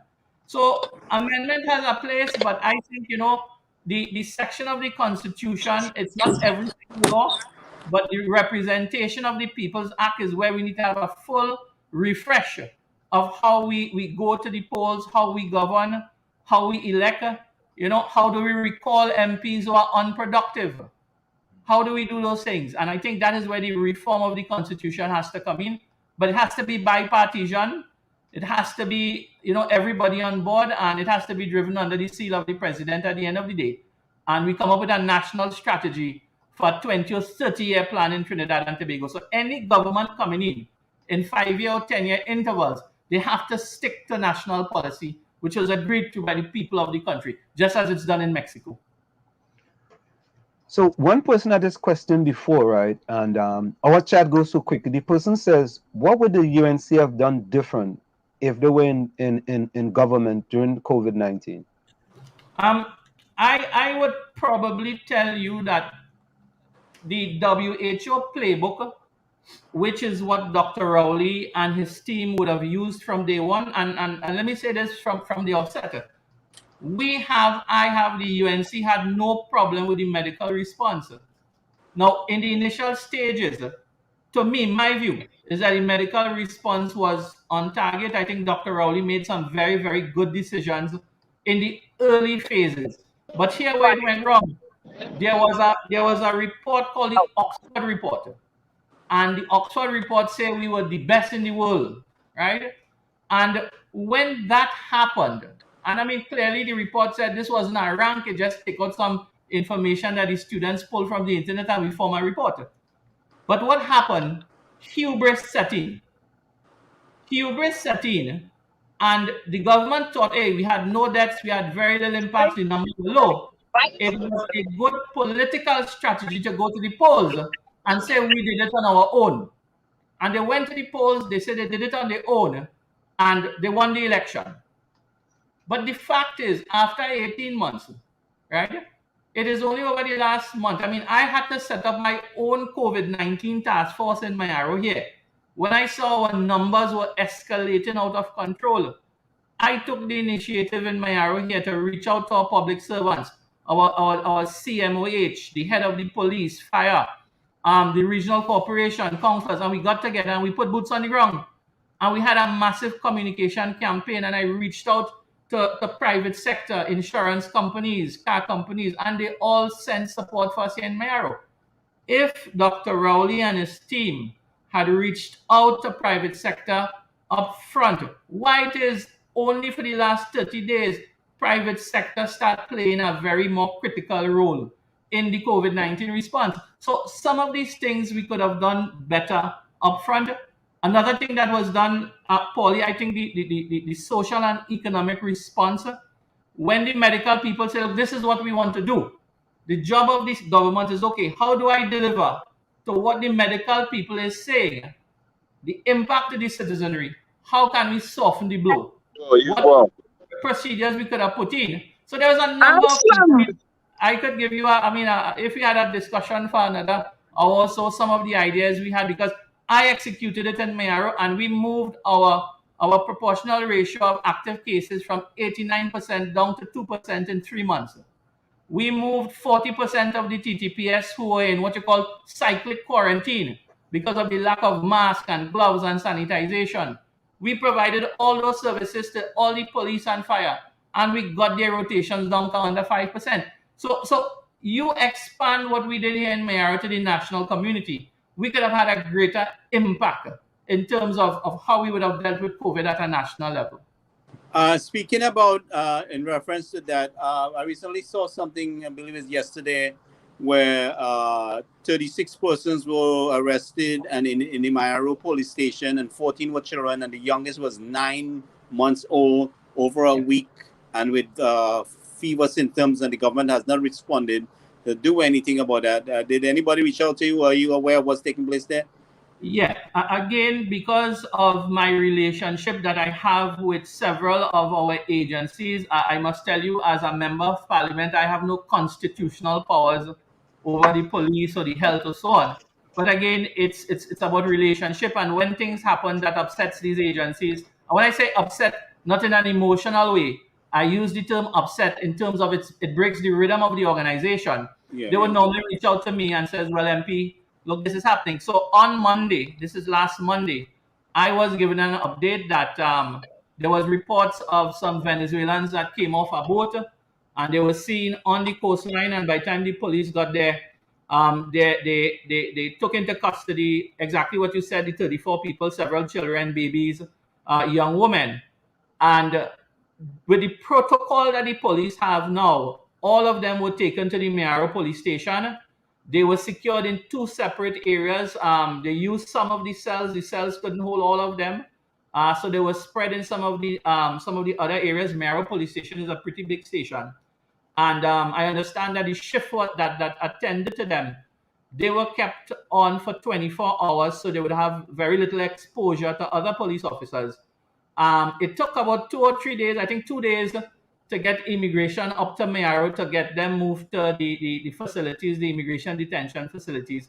Again, that was a poor response on behalf of the immigration. This is what I understood. But I can tell you, Mayaro Police Station is fully functional. None of the officers were quarantined. They all followed the protocol. And I think tomorrow there is a major sanitization in the police station as well. So the people was removed. They were removed to a detention center. That's correct. Okay. Okay. So they were attended to, basically. That's correct. Yeah. All right. Okay, so that's good to know.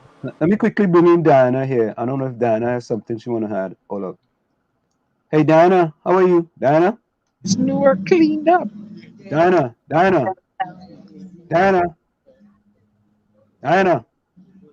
Hello.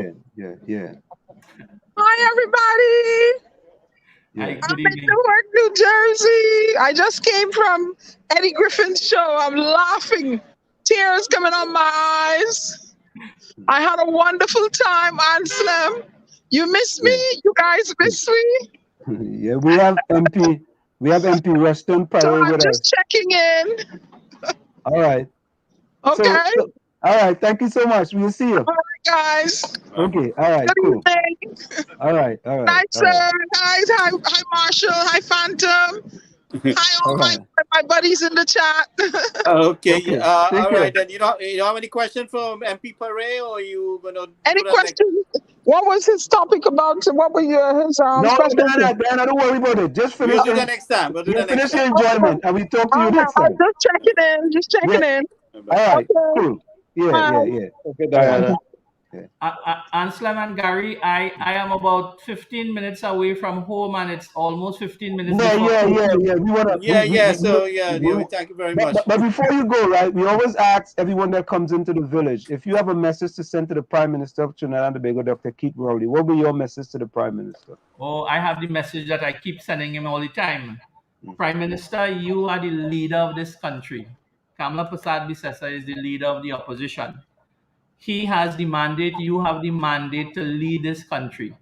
If we have to do anything from the parliamentary level, Prime Minister, you are the one ought to have the maturity and the sincerity to reach out to all 40 MPs and say, guys, let us work together. It's not the job of the opposition to do that. You've been elected to lead. And the day you do that, sir, I will lend a helping hand to move Trinidad and Tobago forward.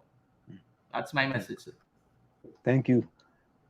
Thank you so much, Mr. Paray. It's really a pleasure meeting you for the first time. We had a very fantastic discussions, and I know, I've been told that you are doing fantabulous things there in Mayaro. Continue the good work. Best MP ever. So I would like to have you back again another time. Absolutely. Invite me anytime. I enjoy the conversation today, and please, get me back when you have other crucial issues. If you want my input on anything, I'll be happy to join you guys. Thank you so much. Take care. Have a good night. Good night, sir. Take care. Yeah. And let me say this, guys, not because to the people in the chat, right? I see some things in the chat that I'm really unhappy with. We don't come into chat and call people names, right? Guys, no name calling in the chat, all right? None. If you guys gonna go down that road, that's unacceptable, all right? We could agree and disagree without calling people names, right? No name calling, right? That's unacceptable. No, Diana left. Let me see if Diana's still there. Diana, you there? No, she said goodbye. She was out. Yeah, she left. I'm here. Oh, okay. Who's misbehaving? I gotta get the coquille broom for them.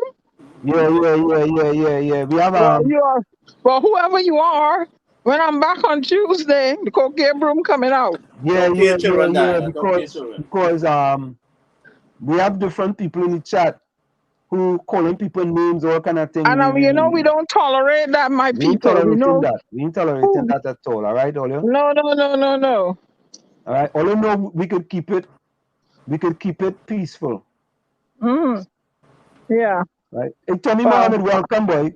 Claudia Morales as well, welcome. I think we ain't called Fit Sticks. The inside. Queen. The inside, boy. Not scared. Yeah, Diana Reach. I know Diana Reach I know she Newark, New Jersey. She went to I'm walking around down to Newark. It's really nice. a comedy show. Yeah. It like Chumakak, right? Huh? It like Chumakak, right? No, Chumakak not like Lavington. Chumaka. Oh, you're going to say that? Eh? But we had a wonderful discussion with the MP from Mayor, I have to say. Mm. You know, it was a great discussion. You know what I mean? And Ellis, you're inside, boy. I just see Ellis. What is it? Makasai and Nancy. Makasai and Nancy. Yeah, boy. Yeah. Fish sticks. Yeah. You know what it is? Fish sticks. Let me show that one, right? Fish sticks bring up the point that they're not going. Venezuela pirates trying to take over a Coast Guard vessel. Yeah, we have that one. Let's look at that one, folks. I think that one was very interesting. Let me see. And we have here we go.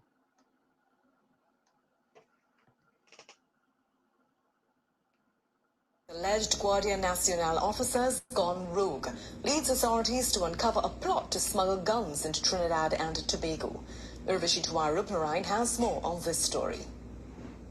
Nothing short of a scene out of a movie, except it happened off Trinidad's southern coast. Trinidad and Tobago Coast Guard officers met with blazing gunfire when they attempted to intercept a pirogue with about 12 occupants on Monday night. The officers returned fire, called for backup, and chased the vessel out of TNT waters. The vessel's engine, which had been shot at, started sputtering. The boat's bow surged upwards, causing 2 men to fall into the water and others to be open targets of the TNT Coast Guard. The vessel was chased into Venezuelan waters while the 2 men were intercepted by local officers, and intense interrogation reveals them to be Guardia Nacional officers gone rogue, attempting to smuggle a boatload of guns and ammunition into Trinidad. TV6 understands one officer was grazed by a bullet during the exchange and that the Coast Guard vessel sustained some level of damage. Up to news time, we were unable to confirm from contacts the intended recipient of the guns and ammunition believed to be used by the Venezuelan GNB, including the Russian-made AK-103 and the Belgian FAL. The 2 men, we understand, are still detained at the Coast Guard base. The Trinidad and Tobago Police Service, when contacted, says it has not received any such report, and if it did, it would have to come from the Coast Guard. When contacted, the public... So there you have it, folks. A shootout on it. Well, I mean, we had to get the Coast Guard credit, you know. They did a fantastic job, man. Because that would have been guns on the streets, you know. So they did a very, very fantabulous job. But Gary, you see what I'm telling you? You see what I'm telling you? Is but that Gary, small boat coming with the guns? That's been going on for years. Contraband in Trinidad like that for years. But if we had the Coast Guard out there, doing what they're supposed to do, we could take care of that, man. We just get 2 new boats, right? And they're trying to show you, well, the 2 new boats doing their job. But we have much more that's needed. I've been suggesting about the smaller vessels also to be included, to include the military, to include the police force in certain parameters of the patrolling, so that we are all interconnecting and patrolling at the same time, you know. So you kind of crisscrossing the job then, basically. But they want to do it in a more reactionary kind of way, and I'm looking to get a proactive strategy in getting things done. And you know how it goes in Trinidad. You can't tell them what to do, you know, unless they go and make a rant on social media. But I mean, they're doing some things. I've seen some improvement, but there's a lot done because that was a great job. That was a fantastic job. But there's a lot more to be done because it is a matter of life and death. A lot of people are losing their lives because of these illegal guns, kidnapping. People are taken out of the country. You know, it's a human trafficking situation that's taking place. There's so many things taking place. So, but excellent job. But I'm just telling you, it's little small boats that's bringing the guns. But Gary, I want you to listen to this one. This is your two favorite people. Listen to this one. O'clock, I am Onika James. There is word today that Acting Police Commissioner Gary Griffith has been instructed not to return to work when his leave comes to an end next Monday. Commissioner Griffith says the instruction came from the National Security Minister, Fitzgerald Hines. So this is it in a nutshell. Mr. Hines contacted me yesterday and told me that he would like for me to remain on leave until further notice. Unfortunately, whoever advised the minister gave him wrong advice, because the Minister of National Security does not have the authority to send any police officer on leave based on the law, and for obvious reasons that a politician can direct the police in such a way. And this has to be done through the Police Service Commission. And the Police Service Commission, they're fully aware of their role and function, where you cannot send someone on leave unless, of course, there's a disciplinary matter or there's some investigation that is taking place by relevant law enforcement authorities. Efforts to reach Minister Hines this morning failed. Deputy Commissioner of Police MacDonald Jacob has been acting in the absence of Gary Griffith. Earlier this week, he said he was appointed to act by the Police Service Commission until the 20th of this month. DCP Jacob was appointed to act days after the PSC gave the position to the former commissioner. Let me address very briefly the question you raised about some article in the Newsday today. And to make it clear that this government is not about any bacchanal and scandal and small talk. We are about providing the people of Trinidad and Tobago with good government, honest government, assuring them that their country is in safe and secure hands with the PNM. That's what we are about. With that behind me, let me say that the Commissioner of Police, Acting Commissioner of Police, Mr. Gary Griffith, wrote a letter to me suggesting that he returned to work approximately 1 week or some time before he was due to return from a period of leave. That leave was applied for. He applied to me as Minister of National Security in the normal course of things, and the Police Service Commission was informed. The leave was approved. He returned here approximately 1 week before it was due to expire and inquired of me the following day whether he should return to his desk. I told him I should revert because I needed to understand the implications of that for his approved leave. Before I can return to him, I became aware that he wrote similarly to the Police Service Commission, and the Police Service Commission responded to him, suggesting in the main that that is a matter for the Minister of National Security. And it is on the basis of those two bits of correspondence, which, having called the Commissioner, he acknowledged dispatching to the Service Commission and acknowledged the reply that I was aware that he had received. It was on the basis of that that I told him that he should remain on leave up until the expiration of same on the 20th of September. Mr. Vice President, it so happened, not with any premeditation, that the Permanent Secretary in the Ministry of National Security was present with me at the time, and my phone, as usually is the case, was on loudspeaker.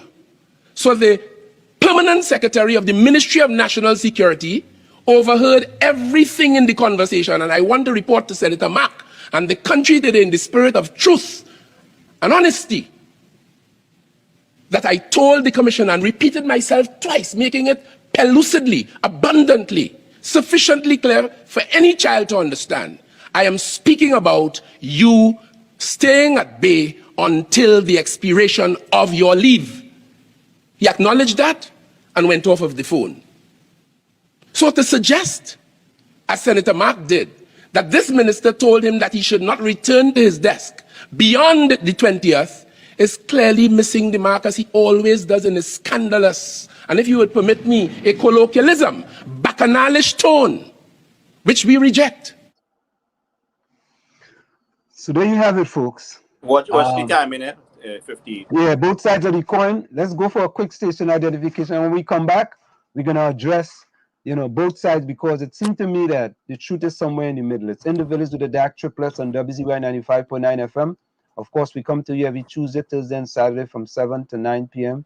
That's Tuesday, Thursday, and Saturday from 7 to 9 p.m. Stick and stay, don't go nowhere. It's in the village with the DAG Triplets on WZYE 95.9 FM. You're listening to WZYE 95.9 FM. You are listening to WZYE 95.9 FM, the most influential name in Caribbean radio in the tri-state area. Broadcasting from East Orange, New Jersey, the most influential name in Caribbean radio, WZYE 95.9 FM. We are back with you. It's in the village with the DAG Triplets on WZYE 95.9 FM. We come to you every Tuesday, Thursday, and Saturday from 7 to 9 p.m. That's Tuesday, Thursday, and Saturday from 7 to 9 p.m. So folks,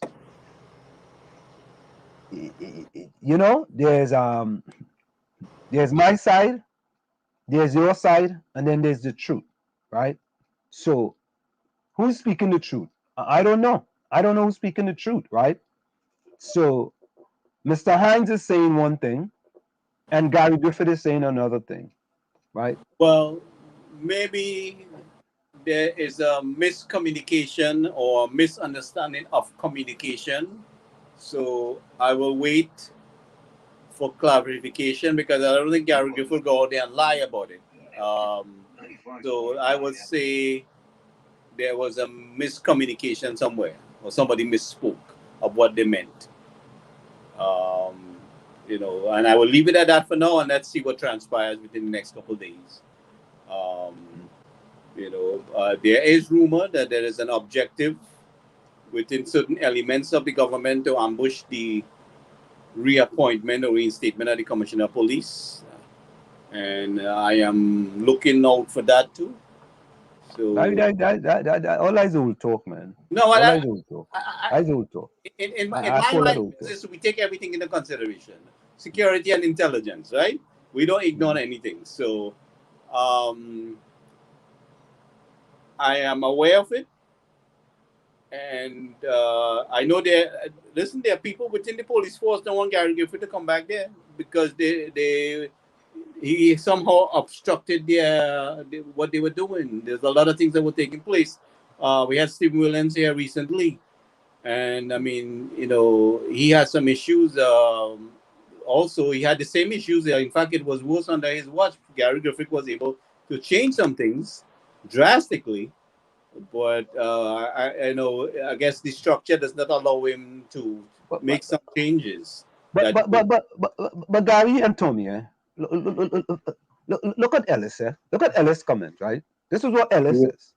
We were swimming in blood before Gigi came on board. Yeah. Tommy, he just need to pick his words carefully. Hines has was suspended from a junior minister position, my man, because of,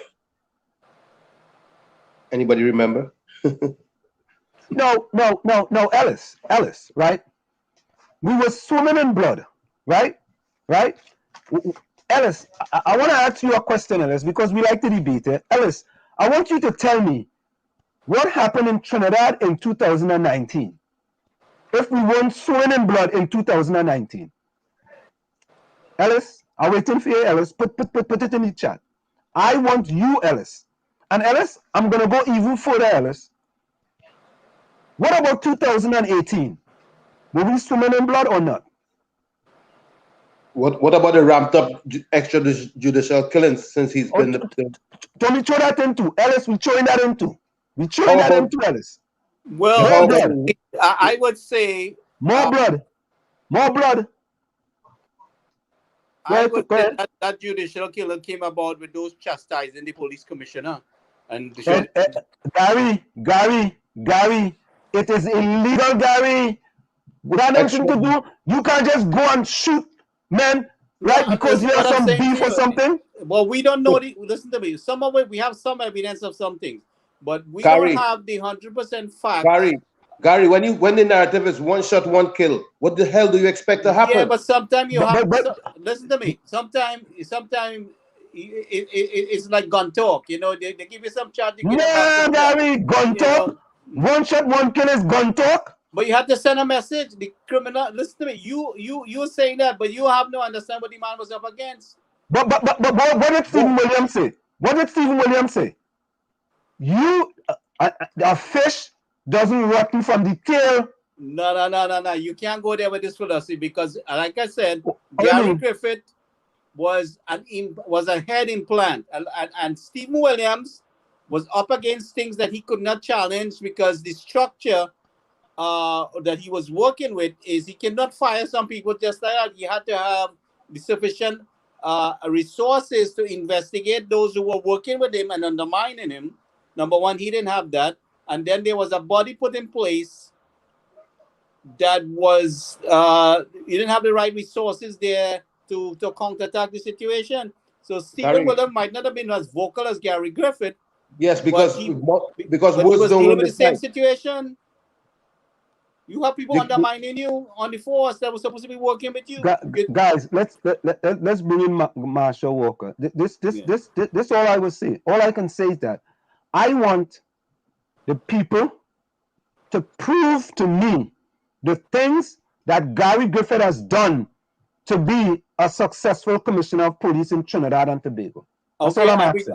And we're going also. Give me the facts. I'm also extending an invitation to him, like I said, and I'm reiterating it. And we will let him come here and talk for himself because I cannot speak for him. He was in the job himself. He can tell us what he changed. And I mean, there's a lot done over the years. But I have observed on social media where the criminals went all AWOL against him and made public threats against him that he had to remove his family from certain locations. After this comment, we're going to bring in Marsha Walker. Ellis, you're weak tonight, but you're real weak tonight, Ellis, boy. So go ahead and bring in Marsha. Yeah, hold on. Ellis, you're real weak tonight, boy. You know what Ellis say? And Ellis, comment is on the screen. Ellis said he shot, one kill, and the PM didn't intervene. The security minister never said anything against it. Ellis, boy, that's the best he could do, boy. Ellis, you know, boy, me and you was flying kite, and I cut your kite, boy. That is the best, boy. Ellis? No, Ellis, you're better than that, man. Come now, man. Ellis, you're a little better now, man. I know you're better than that. All right, let's bring in our next guest.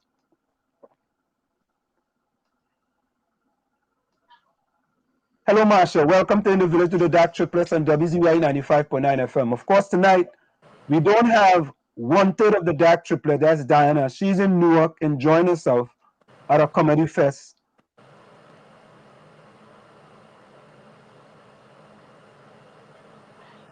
Unmute your mic. Sorry, guys. Sorry, I did not realize I was not muted. I said I will miss Diana. Welcome, sis. Welcome. Good evening. Hold on, let me check. I'm not hearing you. Say that again. This is Gary Mahabir. I'm saying welcome to you. Well, maybe I should hook up my mic set. I'll try to do that. That's okay. I'm hearing you now.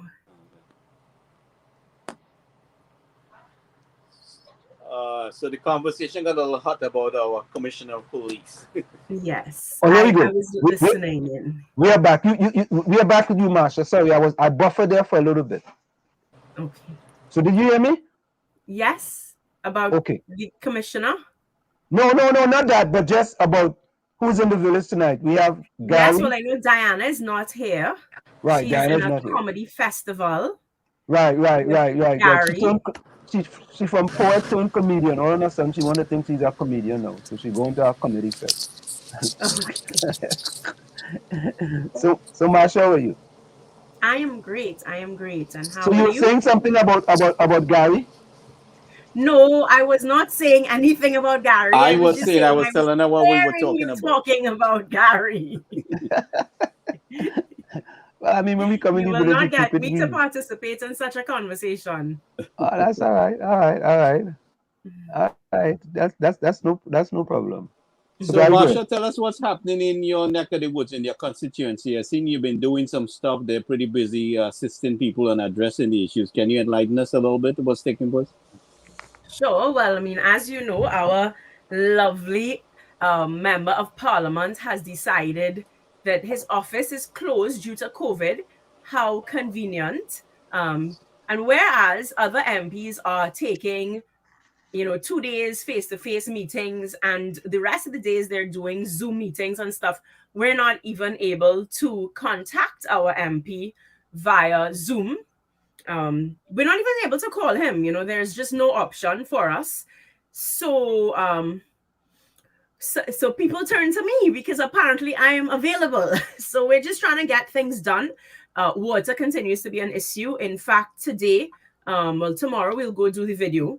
But in Bagatelle, there's no water for since last. Normally what happens is they get water 2 days a week. So, you have to get everything done. If you don't have water tanks or whatnot, tough cookies, you get everything done on those 2 days. But last week they missed the 2 days, so they have not had water. But ironic, right? There's no water in the taps, but right outside the tap, outside the home, there is water gushing because there are lots of leaks in the road. So maybe they should try to wash their clothes in the leaks in the road. So that's going on in Bagatelle. We know that we have a leak in La Puerta for the last 3 years. And again, what is crazy about the La Puerta leak is that the councillor lives in La Puerta. So she passes the leak. It's not like she doesn't know that it's there. She passes that leak every single day. And throughout La Puerta Avenue, there are actually several leaks. The road is just sprouting water. And, no water in taps, but water sprouting all over the roads. So that's kind of what's going on. We had to obviously do our Arrogant Amber video, which finally got some relief to citizens in the Glencoe area. Again, water sprouting from the road. WASA did come to fix it. Of course, they did not pave the road right away. We are waiting to see how long they will take before they come and pave the road. I saw some situation where, I don't know if it was your area, but a gentleman had posted a video about the only reason he got response is because he posted it in social media. So that would have been the Glencoe. That would have been the Glencoe leak. And kudos to his name is Andy. Kudos to him because a lot of citizens complained, and he got involved in the fight. I said, listen, I am not paid. I don't have the treasury at hand. But what I can do is we can make our voices heard. So let's get a video out. Let's talk about it. And he was brave. He, put himself out there, and we put the video out. And guess what? Within the week, it was fixed. And it really shouldn't come down to us needing to embarrass the authorities. But if that's what we're going to do, we're going to have to do it. If you've left us no choice. I wrote to the Diego Martin Regional Corporation. I wrote to the councillor. I've sent her WhatsApp messages. I think she's blocked me now after just deciding not to answer. Now it's blocked, so nothing even comes through. The emails are going unanswered. I've had to go to the Ministry of Rural Development, the local government and rural development. They've responded saying they will do their investigation. But after 3 years of leaks and there's no water in your taps, we're kind of getting fed up. I'm not one for burning tires, but we're sending emails and we're being ignored. Andy called the councillor. We searched for her cell number. He put it on Facebook, trying to get through to her. Somebody got the telephone number for him. And after totally berating him all over the place, she hung up on him. He called her back because, in fact, Andy's an ex-councillor, so he knows what it is to serve the people. And she hung up on him again. It's just really, really unacceptable. And so if we're going to have to put them on blast, then that's what we're going to do because it's just not right. Garbage isn't collected. Leaks aren't dealt with. Then, of course, you leave a gaping hole in the road and cars go down and nobody's helping us pay for our tires and our shocks. Nobody's helping us, and we're going to just have to do what we have to do. Within the law, of course. Yeah, I bet everybody's looking forward to paying their property tax with all these things happening, right? And that's exactly right. People talk about, and that's obviously a thread that's going on social media. People talk about all over the world that, people pay property tax. And what we don't understand is that, you know, paying the property tax is one thing, but when there's no water in taps. I mean, Gary, you guys live abroad. How often do you not have water in your taps? How often does electricity go? You know, do you guys drive in roads where it looks like you're going, you know, you need a 4x4 and we're going on a hike somewhere in the outback? And this is what the bigger issue is. Of course, the bigger issue with the whole property tax is the Revenue Authority, which I'm not sure citizens really understand. And the whole Gary Griffith issue, to me, brings to light why services like that ought never to be in the hands of politicians.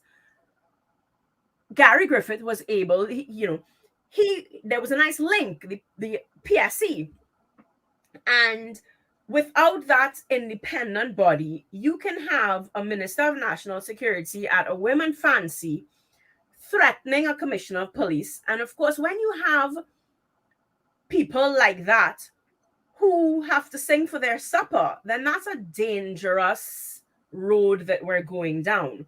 So to have the Revenue Board, the Revenue Authority, to have their board appointed by a political party, by a Minister of Finance, that's obviously not right. The person that enforces property tax, that enforces corporation tax, enforces all the different taxes, when something goes wrong, imagine this person's appointed by Colm Imbert. The report comes to him, he reads it, and he sees PNM Financer. Do you think he's going to take it before the courts? He's going to further investigate it? Or do you think he's going to throw it away? What do you think is going to happen? What do you think is going to happen if alleged UNC Financer or a young person who's causing a little bit too much trouble for Rowley goes before their desk? And it's well, we think that you're evading taxes and they have all the power to seize your assets. I mean, we've heard stories of, the generation before us where, Cubans liked the idea in the beginning. They liked the whole socialism, give to the poor, everything in the beginning, until homes were being seized by the state, left, right, and center. We hear the nightmare stories, and, the propaganda machine likes to tell us that, we're spreading fear, it's fear mongering. But I mean, what's going to happen in 10 years? To say, I told you so, is not going to be satisfying. We have to see the red flags. We have to see what's going on. And I mean, I wish, we talk about putting placards. We spoke about the state of emergency. Look at Cornell Glen. This happened in the constituency of the Prime Minister. He is outside his home, in his yard, in his garage, taking things out of his car. My husband walks our daughter after 9 p.m. all the time. That is crazy that he could be arrested in his shorts, barefoot with no t-shirt on, goes into and spends the night in jail. Citizens didn't seem to think, well, a state of emergency don't really matter. Open up the economy, that's all we care about. But we don't understand how many of our rights are being taken away.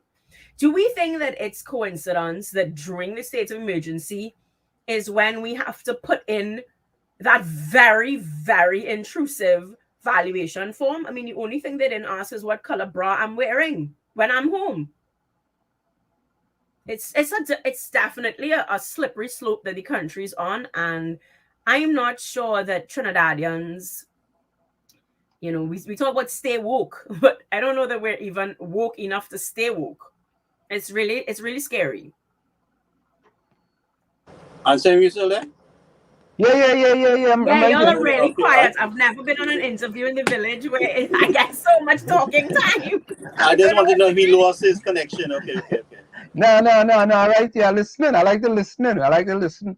It's important. I read the book quick to listen, slow to speak sometimes. You know what I mean? So I have to listen to, not until because for me, I hear and I see Marsha videos and thing, right?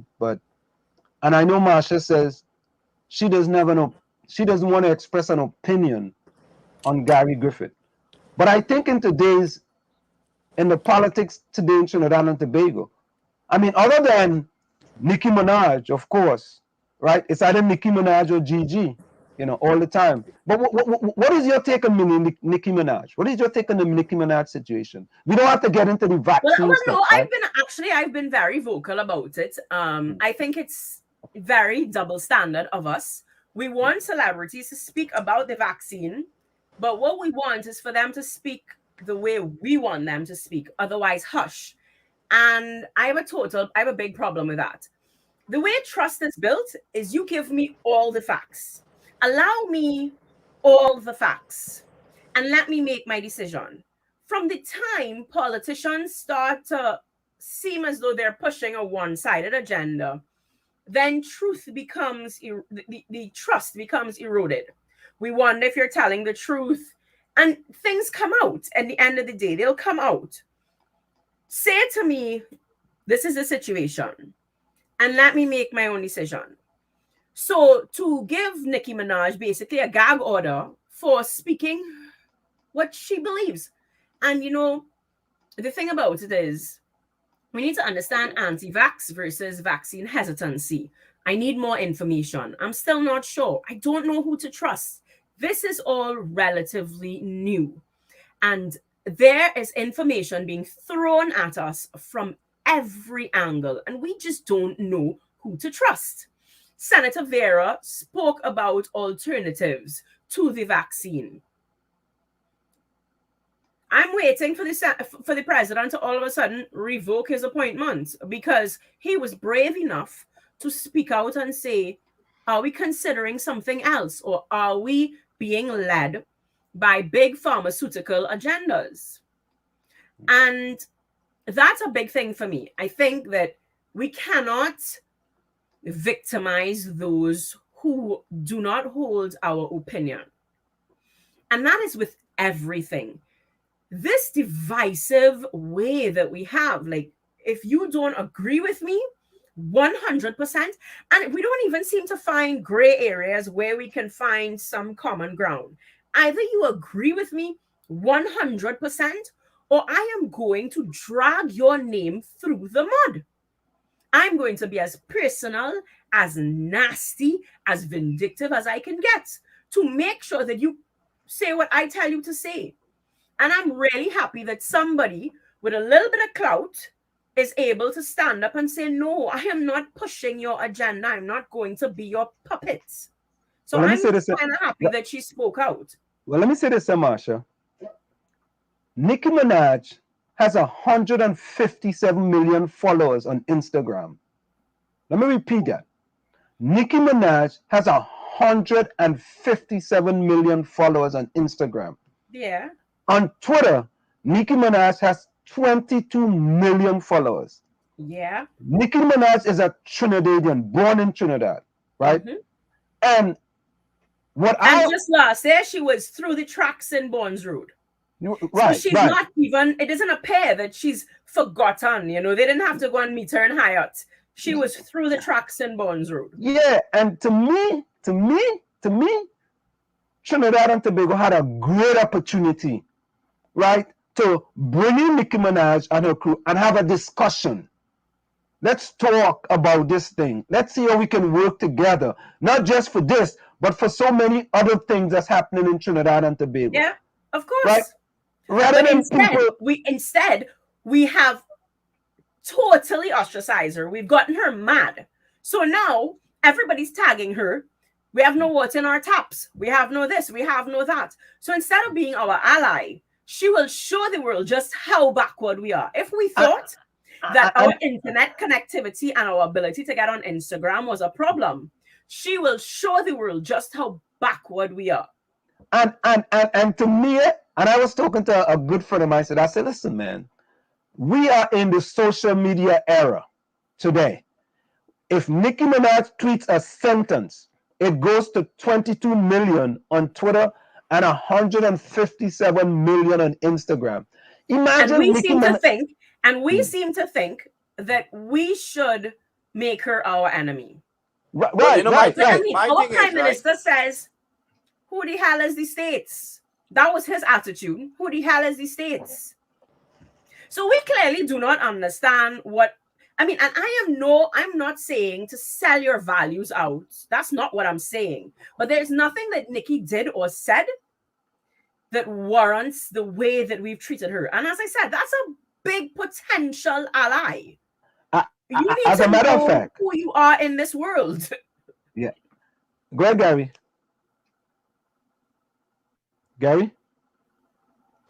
As a matter of fact, I was about to say, right, that Nikki made a statement based on something she heard. She didn't say it was factual, in the sense that it was.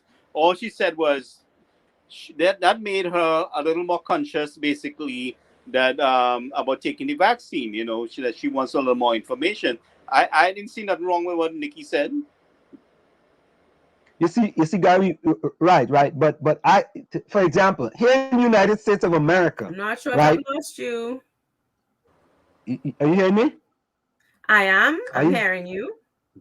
Okay. So in America, they're going after Nicki Minaj, right? So what they do is that they send people in the media that looks like Nicki Minaj. So they send Joy Reid first, right? And Joy Reid is telling Nicki Minaj that, "Oh, Nicki Minaj, why are you putting this out?"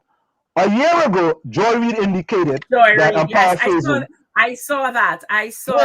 Awesome stuff. Joy Reid indicated, well, I'm not sure what I'm going to do with this thing, and I'm not sure, I got to wait and see. And here's Nicki Minaj just saying, Nicki Minaj is not telling people, don't take it or take it. She's not saying that, right? But Joy Reid is saying something else.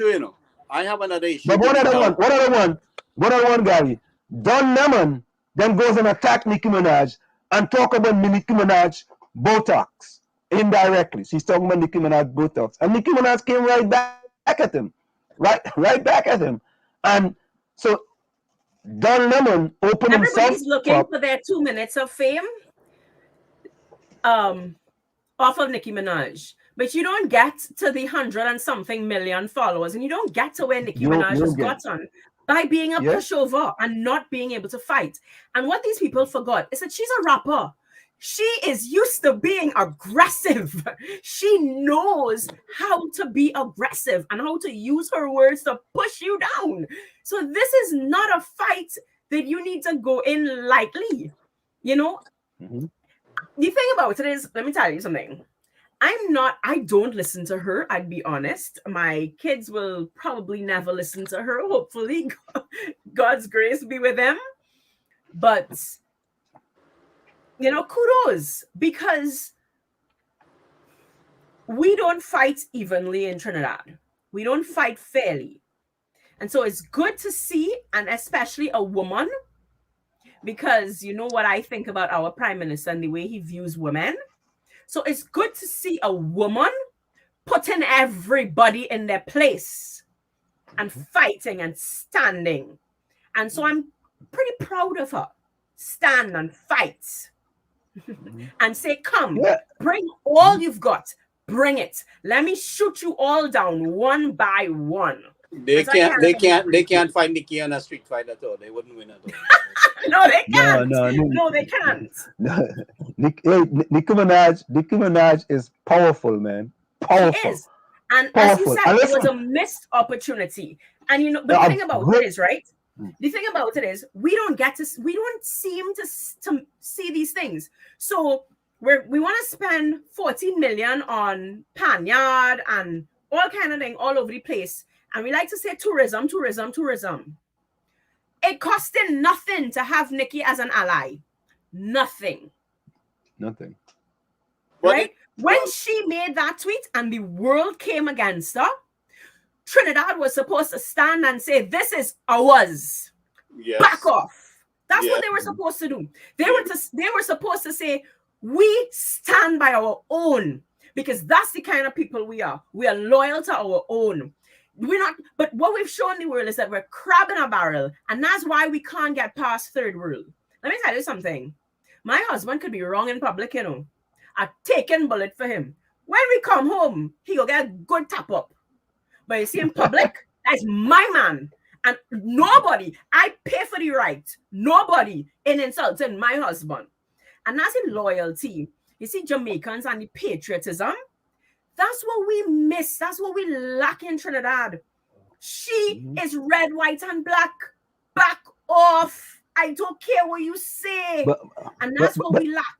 1.4 million Trinidadians were supposed to bring out the Trini and tell them she's ours. Back off. Marsha, I want to say something else to people, right? I want you guys to go to YouTube, type in "Pound the Alarm" Nicki Minaj. Nicki Minaj made a video in Trinidad and Tobago called "Pound the Alarm" with the fire steel pan in it. It has over 200 million views. Let me repeat this. Nicki Minaj made a video in Trinidad and Tobago called "Pound the Alarm" with over 200 million views, like 10 years ago. 200 million views. And when you look at these things, you have to tell yourself, you know what? I may not agree with the lyrics in her rap. I may not agree with how she dresses. I may not agree with all these things she does. She's a Trinidadian, and you can utilize her for the betterment of the country. However you want to do it. You know, but when people are going to judge, oh, Nicki Minaj this and Nicki Minaj this and Nicki Minaj that, we actually, then we don't really understand. We don't understand. We don't understand. And then we're showing our small world mentality. Yeah. We're showing the world that we have a third world mentality. We, you know, and I've said it on the campaign trail. I've said it in columns. But our natural human resource is the greatest resource of Trinidad and Tobago, and it's been untapped. It is like us watching all that oil and saying, it ain't worth nothing. We ain't digging. We ain't exploring. That's what it is. We have not understood the power of our human potential. We have not. And that again is because we have not fostered patriotism. We've not fostered what it is to be Trinidadians. So we like to, as we use the word kill champions, I think about Dwayne Bravo. We are our worst critics. You think Jamaicans will bad talk their own? Are you mad? No. But we like to bad talk because crab in a barrel. Crab in a barrel. So nobody must become successful because we're not successful. And if we're not successful, their success is going to play on us. Because when we think, well, we grew up in Trinidad and Tobago, a small island, so that's why we're not successful, that excuse gets licked off. Well, a black or a red or whatever black will look like in the States, because we all know that black in Trinidad and black away is too different. Nicki Minaj is black. You could call her whatever you want to call her when she reached Trinidad. So that excuse gets taken away.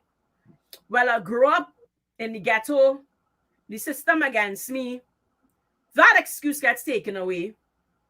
Dwayne Bravo had to get money from all over the place because his mom didn't work. She used to do 10 days and stuff.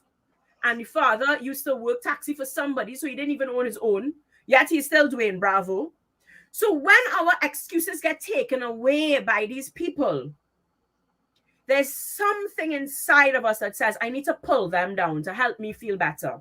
If I pull them down, somehow I will feel better. Because they're taking away the excuses that I've held on to. You know, I've been saying to people, come, look at go. Until Trinidadians, until Trinbagonians mature in the way that they vote, mature in the way that they handle politics, we'll just find somebody else to blame for the rut that we're in. We need to start to look in the mirror and say, listen,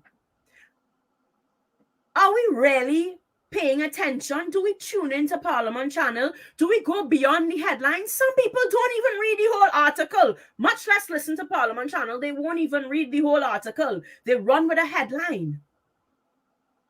So these people, I am convinced, pull away all our excuses And that's why we cannot simply stand behind them and say, that is a Trini, and I proud.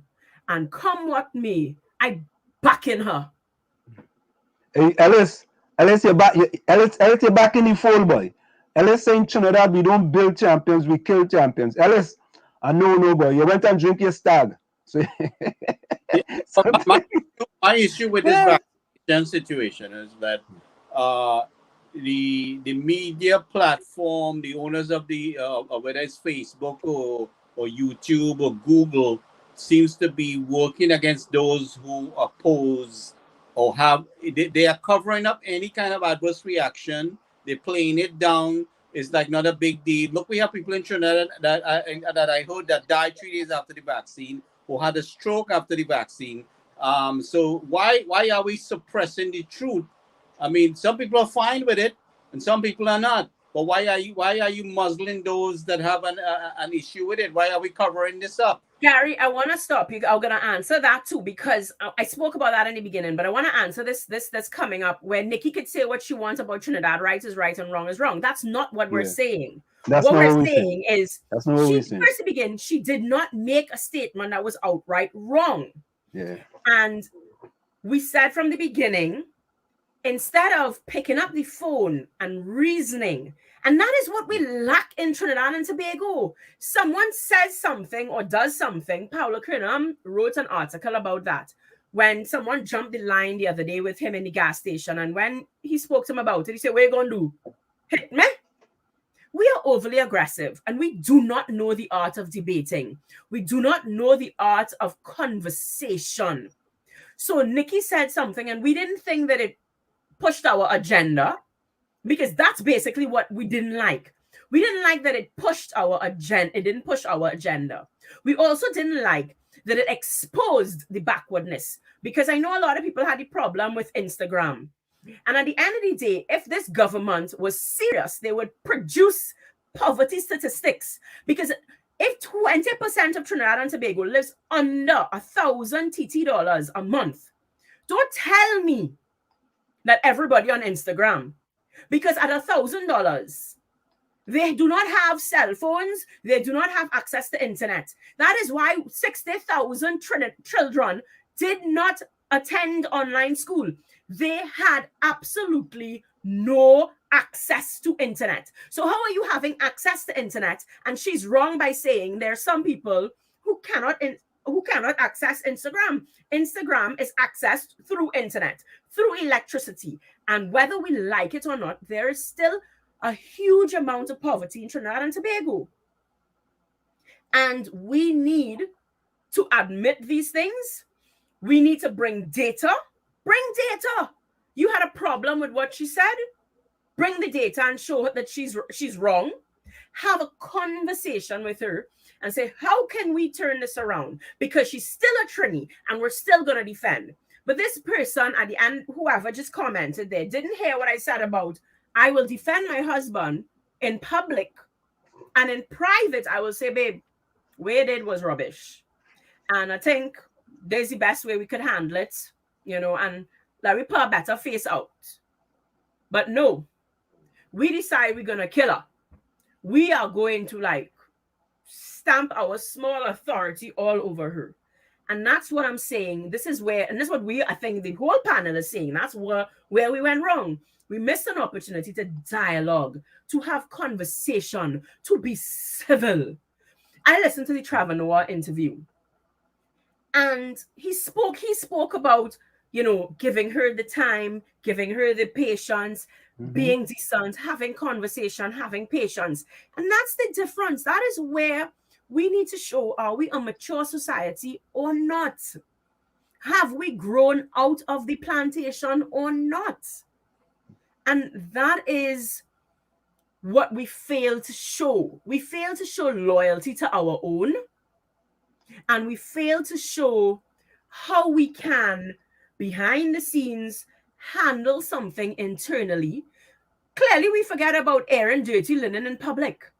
We could discuss, we can speak like civil human beings and put forward a united front that shows she is a Trini and we will back her. and help navigate what she says, not be a puppet. And that's where Gary was going. We seem to want to muzzle anybody that isn't saying exactly what we want to hear. And if you do that, vaccine hesitancy will not go down. It will not go down because we will not be able to trust what you are saying because you are clearly speaking from an agenda. You're not speaking from a balanced place. You're not trying to understand our fears. You're just bullying us into making a decision, and that will not work. That will not work. You know, I don't think we Trinidadians have grown up to be taking vaccine. We had all different kind of vaccine, but there is serious issues with this whole pandemic situation. There's a lack of transparency as you renation the cause and how it mobilized, and there's a lack of transparency with the vaccine itself. And I have a serious issue when government wants to muzzle people and suppress the truth. I mean, if 10 people had a bad reaction to the vaccine, then say it. Why you have to cover the truth? What is the agenda in covering up the truth? So many people aren't even reporting it, because look at what happened to Nicki Minaj, somebody who has so much power. Look at what happened to her by just speaking. So could you imagine somebody else speaking and saying, this is what happened to me? We have literally, and that is a big issue in Trinidad, apart from just the vaccine. Anyone that speaks out against this government faces the worst possible insults, criticism. They invent things about your personal life. They drag you through the mud. So you have to really be strong to speak out about this government. And that is worrisome. It is worrisome that in a democracy, we cannot speak about you. It is our right. It is our responsibility to say, we want you to be accountable. Answer to us about the $500 million NGC loss. Without you turning it back and saying, Marsha driving without insurance. So ridiculous. This is the kinds of things. Answer the questions and stop trying to drag our personal lives through the mud and all kind of nonsense, making up a set of things all over the place. And that is what Nikki is essentially, now the whole world gets to see. Anyone that speaks out against this government becomes an enemy of the state. They have actually made Nikki more popular. Nikki's stocks went up, and they look like idiots. That's what has happened. They don't even know it. They look like a bunch of little schoolboys. I see somebody, Mr. Murray here, and it's just, this is exactly my point, talking about her husband. One issue has nothing to do with the next. But because you've lost on facts, you have to find something about her character to attack. Stay on the facts. We're dealing with the vaccine. That's what we're dealing with. We're dealing with hesitancy and the real fears that people have. But because she's not pushing your agenda, you have to speak about her personal life. And that is wrong. Stay on topic. And that is exactly, you've just proven my point. Anyone that speaks out against what we want to hear, we drag their personal lives as if we are all saints. All these people that talk about Nicki Minaj and her personal life. Imagine, oh gosh, his name, Nelson Mandela.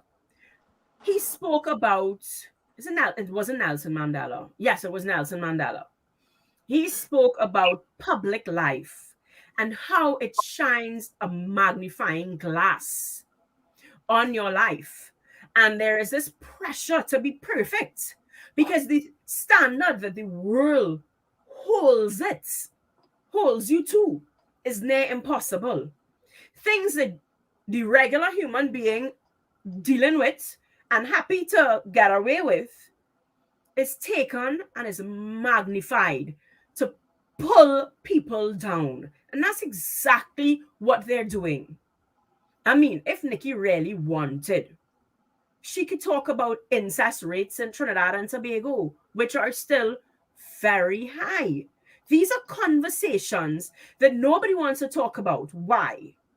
Because it may implicate your uncle, your mom. Nobody's talking about the 1,000+ children that were sexually abused in the first 6 months of 2021. Nobody's talking about it. Nobody's saying that less than 1% of sexually abused children in Trinidad and Tobago happens at the hands of strangers. So when we talk stranger danger, it's actually the opposite. It's happening by parents. But it's easier for us to just take something in her life and drag her through the mud, versus once again looking inside and saying, guys, but we have some serious issues in Trinidad. So before we talk about Nikki's husband, let me talk about the 1,001 husbands in Trinidad that messing with the daughters, and see how we could address that, and see how we could use Nikki to address it. But I just feel that we just took whatever she said and you know, it didn't sound like it was good for the country, and we just ran with it, and we ignore the messenger, you know, and the messenger is a very, very, very, very, very, very significant person, a rapper in the world today, and we look at her being a rapper and say, oh, she's nobody, and we discarded her, and yeah, well, that in itself is silly. You know, and we really, as a people, need to do some introspection, because once again, instead of focusing on saying we have a problem, let's try to solve it, we deflect. We don't want to deal with the problems that we have in Trinidad and Tobago. So it's easier to hate on everyone else, to blame everyone else, to say it ain't so, and this person have a problem, than to say, guys, we do have some problems. Let's deal with it. So devotional tactics, deflecting from what's really going on. Yeah. So Marsha, I'm going to put you in the New York Stock Exchange, and Gary Griffith is a stock. You think you buying or you abstaining? Well, I think so I believe that abstention in Parliament is actually a form of protest. I do not think it's a non-response. So I will not use the word abstain, because if I were in Parliament and I did not want to vote and I wanted to tell Rowley, don't involve me in your nonsense, I would abstain. So to say the word abstain on an interview is different. Let me speak about Gary for just a little bit. And I want to give a disclaimer, because I believe in truth. I played hockey with Gary Griffith since I was about 12 years old. So I know him. So to me, he's not Gary Griffith, Commissioner of Police. To me, he's Gary, one of the #1 scorers in Trinidad and Tobago on the national hockey team, believe it or not. And funny enough, I've reached out to Gary for personal advice in terms of politics. So there is that. I know the human being, and that's also something that we don't see when people put themselves up in the public space. We don't see that they are human beings. Do I think Gary handles everything well? No. We are all human. We are all learning. We are all growing, and we are all different. Well, the thing about it is, I see him, he's very hands-on. Gary, hold on. Go ahead, I think that Gary came into a tough position. And this is something where my husband and I differ a lot, because my husband believes in a strong hand. I believe in a softer way So I will go to the prison and I will listen and I will come home and I will say, you know, we caused these guys to turn monsters. We caused them to have their anger issues. And I would seek to find the root cause of it. And I believe that love, forgiveness, healing, I think that that's the way that I would go. Now, having said that, there are situations where a heavy hand is needed. And that's why balance is very good. So me so might be too soft. My husband so might be too hard. But that's why God puts black and white together all the time to bring that perfect complement. And I think that, as usual, Gary is a victim of PNM propaganda. So a lot of claims I would take with a pinch of salt, even without knowing him personally, because I have seen in my short space in time in politics how these people could make up, lie, blatant lie about you. I could see when you're stepping on toes, they have to get rid of you. It's just that simple. So I take a lot of things with a pinch of salt. I do think, and I appreciate Gary Mahabir spoke about hands-on. I appreciate that. Gone are the days where politicians get to drive in a Prado with their windows up. It is time all our authorities genuinely become that captain that if the ship going down, I drown in first. And that's what I think we are not getting from our leaders. And I see that in Gary. I see that. And I appreciate that. I see loyalty. We just spoke about Nicki Minaj. He has a seat at the table inside. He will root out corrupt elements. But inside the TTPS, he's the father. And all they're attacking my boys. So I do expect him to show a certain level of loyalty to his boys inside there. I will have your back and you will have mine. Together, we will root out all the rogue elements because we will root it out. But because we are imperfect does not give you the opportunity to take my house down. And so I see that balance because he has spoken about the fact that there are corrupt elements, right? And I could see where that is a problem for people. I will give you my experience publicly. I was paying police during the campaign. And that was apparently wrong. But there are a lot of things that we do that we don't even know are wrong. Because all our lives, we go to a police station for approval and they write us up a bill. And Gary said, no, this is how it's done. I can imagine that would totally upset officers because that's taking their bread and butter. Now, I imagine that on this flip side, he will probably push for higher salaries and a better way of them feeding their family. We like to give everybody one chance. And except the PNM. I'm seeing somebody here talking about Gary calling us cockroach. The Prime Minister called us cockroach. The Prime Minister called us pests. No, Marsha. When did the Prime Minister call us cockroach? I'm just saying, I'm answering somebody's comment here. Yeah, I know. I put it up. That is exactly my point. We overlook everything that the PNM does and give them chance after chance after chance.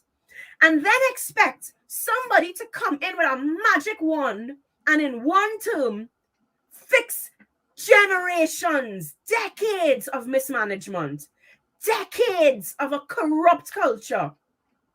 And that is what I think is unfair about Trinidad and Tobago. Every government, no other government but PNM has had 2 consecutive terms, because we expect every other government, every other party to come and fix 50 years of mismanagement and corruption in 5 years. And I can see that Gary's becoming victim of that. We want him to accomplish everything in his one term. And because we don't like that he ruffling some feathers, we're going to pull him down. And that's what I think is an unfair, we fight a real unfair, nasty battle in Trinidad and Tobago. Marsha, one question. When did the Prime Minister call people cockroaches? I will find it for you. I don't know that offhand, but because I can recall Gary Griffith calling people cockroaches. And I know Gary's mouth is not. I am not going to pretend that Gary's mouth is easy, but because I have it, because I used it on the campaign trail. Right. Well, Marsha, the Prime Minister has said some really not cool things about Trinidadians and Tobago. I don't think he said cockroaches. Let's not pretend. He may have said things, but I don't think he said cockroaches, though. But let me say this, Marsha. What I talk about, and that's what I talk about with the easy stick we like to give to the PNM. Right. But Marsha, let me tell you this. I don't like to go on innuendos and rumors and stuff, right? Right. But here are statistics, right? The highest amount of murders, the second highest amount of murders in the history of Trinidad and Tobago was under Gary Griffith. Okay? In 2019. In 2018, there was 560 murders, which was the 3rd highest. I give Gary Griffith a pass because he came in. When was it? I'll have to write, because they're talking numbers and stuff. So when was his contract? When did his contract start? He started in 2018, August 2018.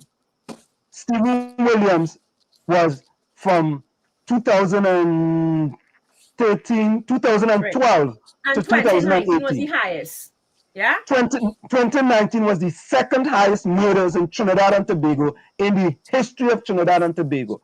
Right. The highest murders was in 2008. Do you think that the murder rates skyrocketed because of Gary or because of something happening before Gary's time? No. I'm not saying it skyrocketed because of A, B, C, D, E, F, or G. I'm just taking the numbers. And I understand, but numbers need to be interpreted. For instance, if my father lives an amazing life, but runs up his credit card bills, runs up loans, and then dies, and then I live in a shack, people will say, I can't manage my business. But there's a reason why 1 year after my father died, I live in a shack. Maybe it's because I'm paying off all his debt. So Marsha, that's why. So stating facts is cool. Stating numbers is cool, but numbers must be interpreted and numbers must be put in context. All right. So make sure you're putting the numbers in context. Yeah, but Ansem, you still don't want to take into consideration that the fact that the heat was turned up against him and they decided to chastise and challenge him and they're going to do for him and threaten his family and all these things. There was a war. The Gary walked into a war. There was a gang warfare taking place in the country, a gang control situation. Gary, take all them things into consideration. You can take all them things in consideration. And you should, and you have to. So you can't go by statistics alone. You have to take into consideration. Gary, no, we're saying no. To use numbers out of context. But Gary Griffith is using statistics for his benefits. He's using statistics for his benefits. Well, so because he's doing something wrong, you're doing something wrong. No, this is not wrong. This is not wrong. If you can use you need to use statistics with context. So, all right. need to interpret these statistics and use it accurately. I just explained to you. I gave you a perfect example of how one may look Marsha, when the Attorney General says that half the money that he's spending right now is because he paying UNC bills from the last 5 years, that's context that we need to take into consideration, because I want to be fair to the Attorney General. If you're spending double the amount, why are you spending double the amount? Well, he could say, well, because I had bills from the last administration. Of course, when I look at the last administration, them had way more bills from the previous administration. So Marcia, stick and stay. We need to speak in context. So Marcia, stick and stay. We're going to be right back. It's in the village with the DAG Triplets and WZYE 95.9 FM. We have with us in the village Marsha Walker, and we're having a nice spirited debate. I know, and it's 10 o'clock and I don't realize just now I have to go. Yeah. All right. So let's go for a quick station item, because I'll be right back, and we're going to take 2 more minutes. You're listening to WZYE 95.9 FM. You are listening to WZYE 95.9 FM, the most influential name in Caribbean radio in the tri-state area. Broadcasting from East Orange, New Jersey, the most influential name in Caribbean radio, WZYE 95.9 FM. And of course, we are back with you. It's in the village with the DAG Triplets on WZYE 95.9 FM. We come to you every Tuesday, Thursday, and Saturday from 7 to 9 p.m. So, Marsha, we are going to we don't want to keep you any longer, all right? But what we're going to do, we'll bring you back some other time. And by the way, Marsha, people in the chat had said previously that we weren't going to bring you back into the village. I don't know why people think that we weren't going to bring you back into the village, but we have some people who support your party. Some feel that, hold a minute. And in the village, we bring in all different people in the village. And we don't tell people you can't come into the village. Anybody. We bring in activists, we bring in PNM activists, UNC activists, we bring in people, PDP, or everybody. We bring in all kind of people. So, So, Marsha, we appreciate the time, and we don't want to overstay your time, but normally we ask our guests, if you had to send a message to the Prime Minister of Trinidad and Tobago, what would be your message to the Prime Minister of Trinidad and Tobago? It's the same message all the time. Could you come into your constituency, please? Make yourself available, please. Before you go, because Marsha, I just want... Prime Minister happened to be my member of Parliament, and he does not understand that without being a member of Parliament first, he was never going to be a Prime Minister. Come and deal with your family. Yeah, Marsha, before you go, I wanted to say one thing, that regardless of how we slice the numbers never lie. Numbers don't lie, and that's all I got to say. I agree, numbers don't lie, but we have to get the full story about what the numbers are telling us. So, of course, Marsha, we want to thank you so very kindly. We appreciate that you come in and join us here in the village. And any closing words before you go? Stand and fight, Trinidad. Stand and fight, and unite and fight. Thank you. There's power in numbers, and there's power in numbers. Take care. There is. Thank you, sis, for taking the time again. Most welcome. Thanks for having me. All right, bye. Okay, bye-bye. Good night. Bye. Let me bring you down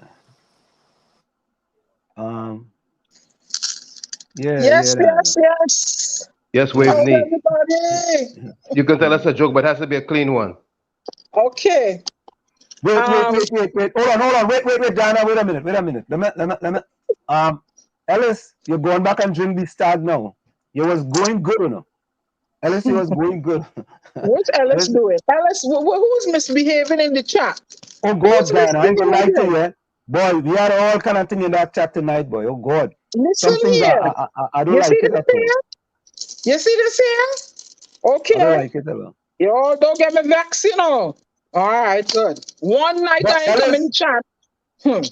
Ellis, I understand when the man say one shot, one kill. That's why extrajudicial killing increased in Trinidad and Tobago. One shot, one kill. Boy, he didn't understand what the criminals was threatening him too. So he had to back. Hey, Muhammad Ali had to give some shots when he was fighting. I don't understand when you have the second highest murders in the history of the country. You was part. Well, you had to understand what the man was dealing with. But Gary, he was part of the second and the third highest murders in the history of Trinidad and Tobago, Gary Griffith. Yes, because of why? Because the criminals in the country decided they're going to show him. They decided they're going to show him. Show him what? To kill each other? Yeah. They decided they're going to give him pressure. And what they don't understand is what he went into the police force. Remember, he's just one guy. And had people... Hold on a second.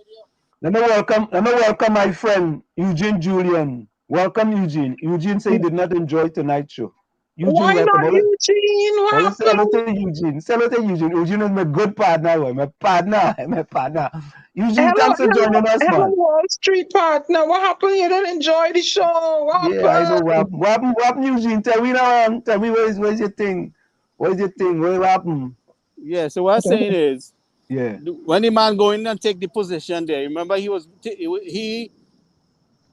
taking position over a rotten body, right? A rotten body that we sent him there to make some drastic changes. What changes did he make? There were people undermining him at the same time who were involved. There was a lot of high-ranking officers involved in the criminal activity of the country in bed with gangs. So what is, can I ask something for clarity's sake? What is Gary Griffith's status right now as a police commissioner? Is he former, acting? Is he idling on the earth? No, they have a press release. Well, there's another bacchanal going on where they say Hines tell him not to show up. But you see, Gary. You see, I just played the thing there. He tell him. That's what I'm saying. It's a bacchanal. We are waiting. Do not show up until. And let me tell you this. You see, Gary Griffith. Let me read it. I write it down. Only improvement was a perception of improvement. That is it. That is it. Gary Griffith is only a perception and braggadocious. Well, you could say that because you have no idea what the man changes he made. But Gary, give me some statistics now, man. But I want statistics. That information has to come from him directly. I cannot say something that is not factual. But what I'm going to tell is what I know. He has made a lot of changes within the management of the police force and in the performance of the police. There's a lot of issue we were having with the dependency of the police force that he changed. You kill a lot of them poor black boys. That's what they do. One shot, one kill. One shot, one kill. Listen to me. If the criminals threatening you had to give talk to. And listen, I want him to explain his cockroach statement. I want him to explain the one shot. Because cockroach is a pest. No, Gary, if you're describing Afro Trimigonians as cockroaches, how does it pertain to Afro Trimigonian, and I offended by that. Did he say Afro children? You were referring to criminals. It's not Indian criminals. Gary and Diana. Haley point is, what changes? Where are these changes for the benefit of Trinidad and Tobago? Where are they? I want to ask you something. There's no Indian criminals. You don't think there's Indian boys hanging out with the black boys too? But that is not a nice statement to describe a Trinbagonian. Diana.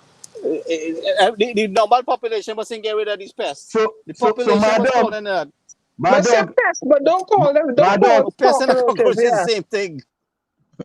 No, it's not the same thing. So where's that cockroach? Where's that cockroach? A pest. But perception could be sometimes confused with reality. Hey, let me repeat that. Call Afro cockroaches. Only improvement was a perception of improvement. Yes. Don't worry, I'm gonna bring him here. You gonna come with the facts. But don't refer to human beings as no cockroach. Because me ain't no cockroach. The three. How do you explain the three? The police colonel, the three young men on Lady. What was that? Lady Young Road on up in Nova, right? You guys were unarmed. Totally unarmed. Everybody saw it. Everyone saw it. But that is not always the circumstances, Tommy. There were so many instances of extrajudicial killing. And the police, and they have members of the police force who are involved with these guys and trying to shut them up too. So there's a mixture of things. It's not one particular thing or category of things that are happening. You have to understand that. But wait, Ellis say, have you ever looked down the barrel of a gun Wall Street? No, I've never. So people point a gun at police. So what they're supposed to? Them three fellas who get killed in Nova, watch the video and tell me which gun they point at the police before they gun them down. Or they come on, man. What gun they point at police before they kill them? What gun? They ain't point no gun at them? Or they come on, man. Also, in this particular situation, one shot, one kill. That's what it is. How Boros was doing? Boros didn't say nothing. Boros said shoot first and ask questions after. Boros used to go and out fire when nonsense going on. He didn't used to walk in people playing and shooting them up and all that. No. I want somebody in the chat to put two statistics with respect to Gary Griffith that's improved the lives of people in Trinidad and Tobago. Two. That is it. Give me two. Wait, look, Miami Jesus. Is Miami Jesus or Miami Jesus? Jesus. All right, Miami Jesus. Watch. Listen to this one. You know, Miami Jesus, you better go and drink some Guinness with a sorrel, mix it with a sorrel. Right? You go get some word in there.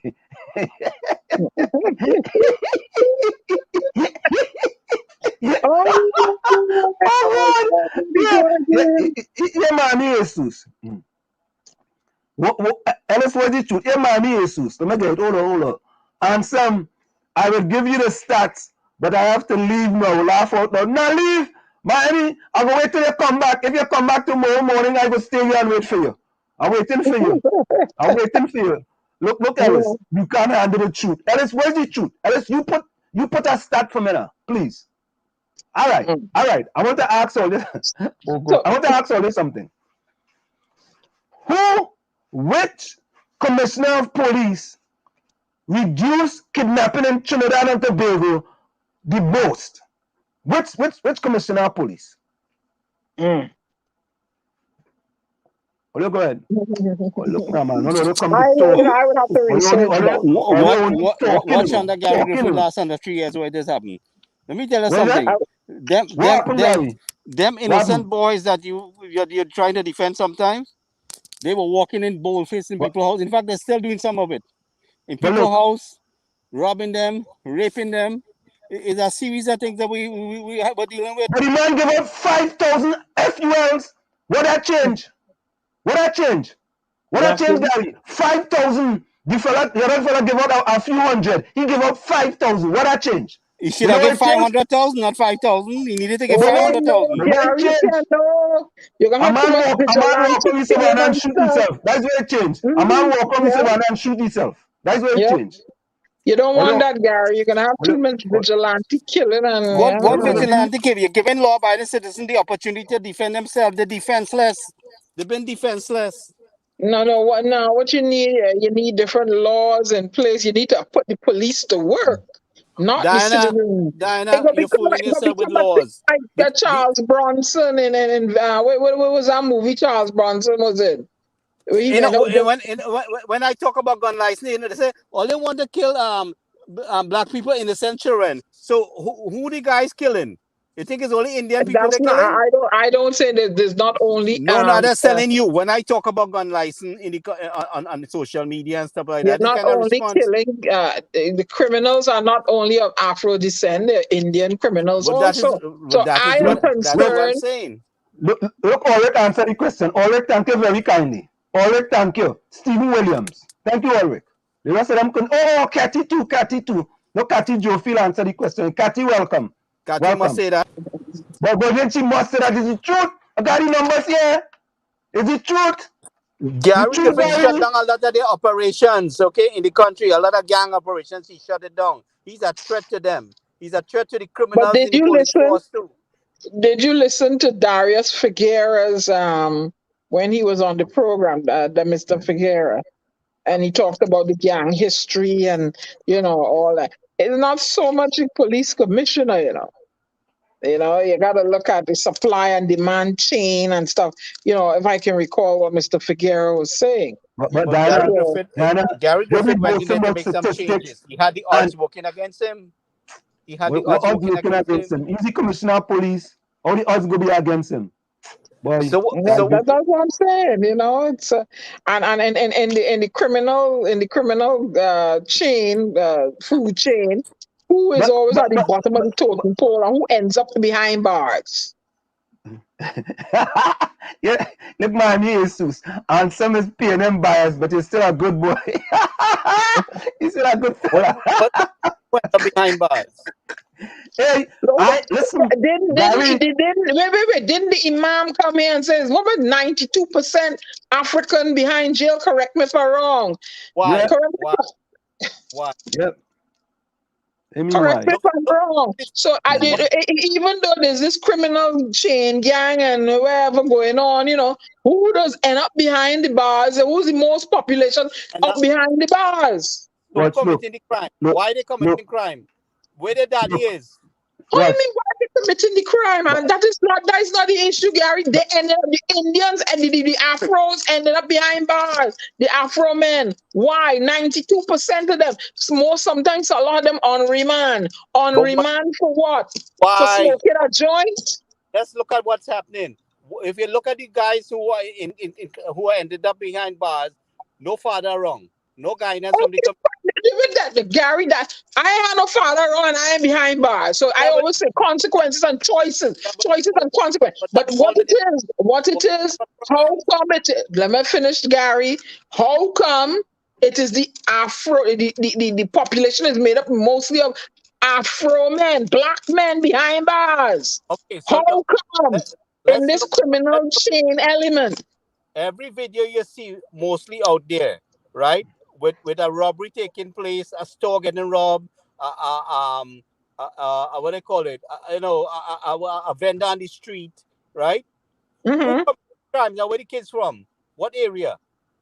But Gary, you can't use that as a thing, because if an Indian fella making a robbery and you tape it, they didn't say that it didn't happen. It happened. What I'm saying to you is why the place become a hot spot. Why? What is the number one common denominator there? The children have no guidance in the community, right? It's not because of the color and complexion. The problem is a lack of guidance for the children. What? Look. Sometimes they have the guidance, but they decide they're gonna go their own way. Because I've learned a long time ago, you cannot legislate a person's thoughts and actions. And a person can make a child, but you don't make their mind. We don't have. Listen to me, Diana. We don't have enough guidance. You know why? They don't make their mind.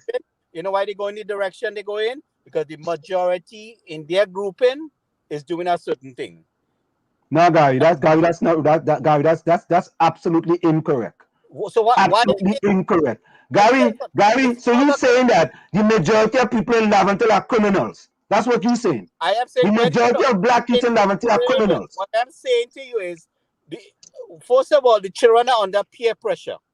No, Gary, you made a statement. You could clarify your statement, right? I am saying to you, right? The children. For instance, some of the children up in Laventille, right? That doing good in school, right? The people, their peers don't like that. They want to beat them up. You know that? Gary, the majority of children in Laventille is not into crime. Nope, can't say that. You cannot make that statement. You cannot make that statement. The children that statement is totally untrue. Yeah, can't say that. Why they call certain areas a hotspot? Because the thing Gary, if the police want to call it a hotspot, what the hell does that have to do with me who not involved in anything? The 90% of people who not involved in that crime. That's what I'm telling you. The children is like going up a river that's flowing the other way. The children who trying to do good in that same community, who doing their schoolwork, is against the odds. They could get beaten up. If they get a tablet and they're doing their work and they're focusing on their work and they're doing what the other person doing, they are at odds with their surroundings. I have a teacher right now telling me what she's going through in the school there, and the children come in the class and don't know what to do work. and they're playing music and they're doing this and doing that, right? So it's a lack of guidance. There's a lot we have to deal with this thing in several categories, right? You need the community support. You need the enforcement support also, right? There has to be some nurturing. This is not an overnight transition. This thing didn't happen overnight. You can't change this overnight. It takes some work, but all of us has to play a role. Government, the community, the church, everybody has to put their foot down, but there has to be some leadership in changing this. But you can't say, this is happening because of only that, and the commissioner is supposed to change this, and this one's supposed to change that. The prime minister himself can't change all of that if you don't have everybody on board with him. Right? But Gary, he has to lead the way. Gary, and still, Ellis, this is the best you could do, buddy? Yeah, Ellis say. Gary brought the body cams on stream. What them body cams do to improve anything in Trinidad and Tobago? They don't wear it. The body cam. How many They don't wear it. They don't put it on. When is the last time we see any video from a body cam in Trinidad and Tobago? When? One. When is the last time we see one video from a body cam? One video. Gary, you ever see a video from a body cam? No, I haven't seen it, but I've seen. So you ever see a video? I have seen where they said that they were distributing with some tactical officers that were handling specific tasks because they didn't have enough to give out to all the officers. Right? So what are they doing? They have it in the bag they're sitting on. And I won't be surprised. I won't be surprised that some of the officers are shutting it off. Gary, if your head of your organization says one shot shoot the killer, correct me if I'm wrong. One kill. One kill.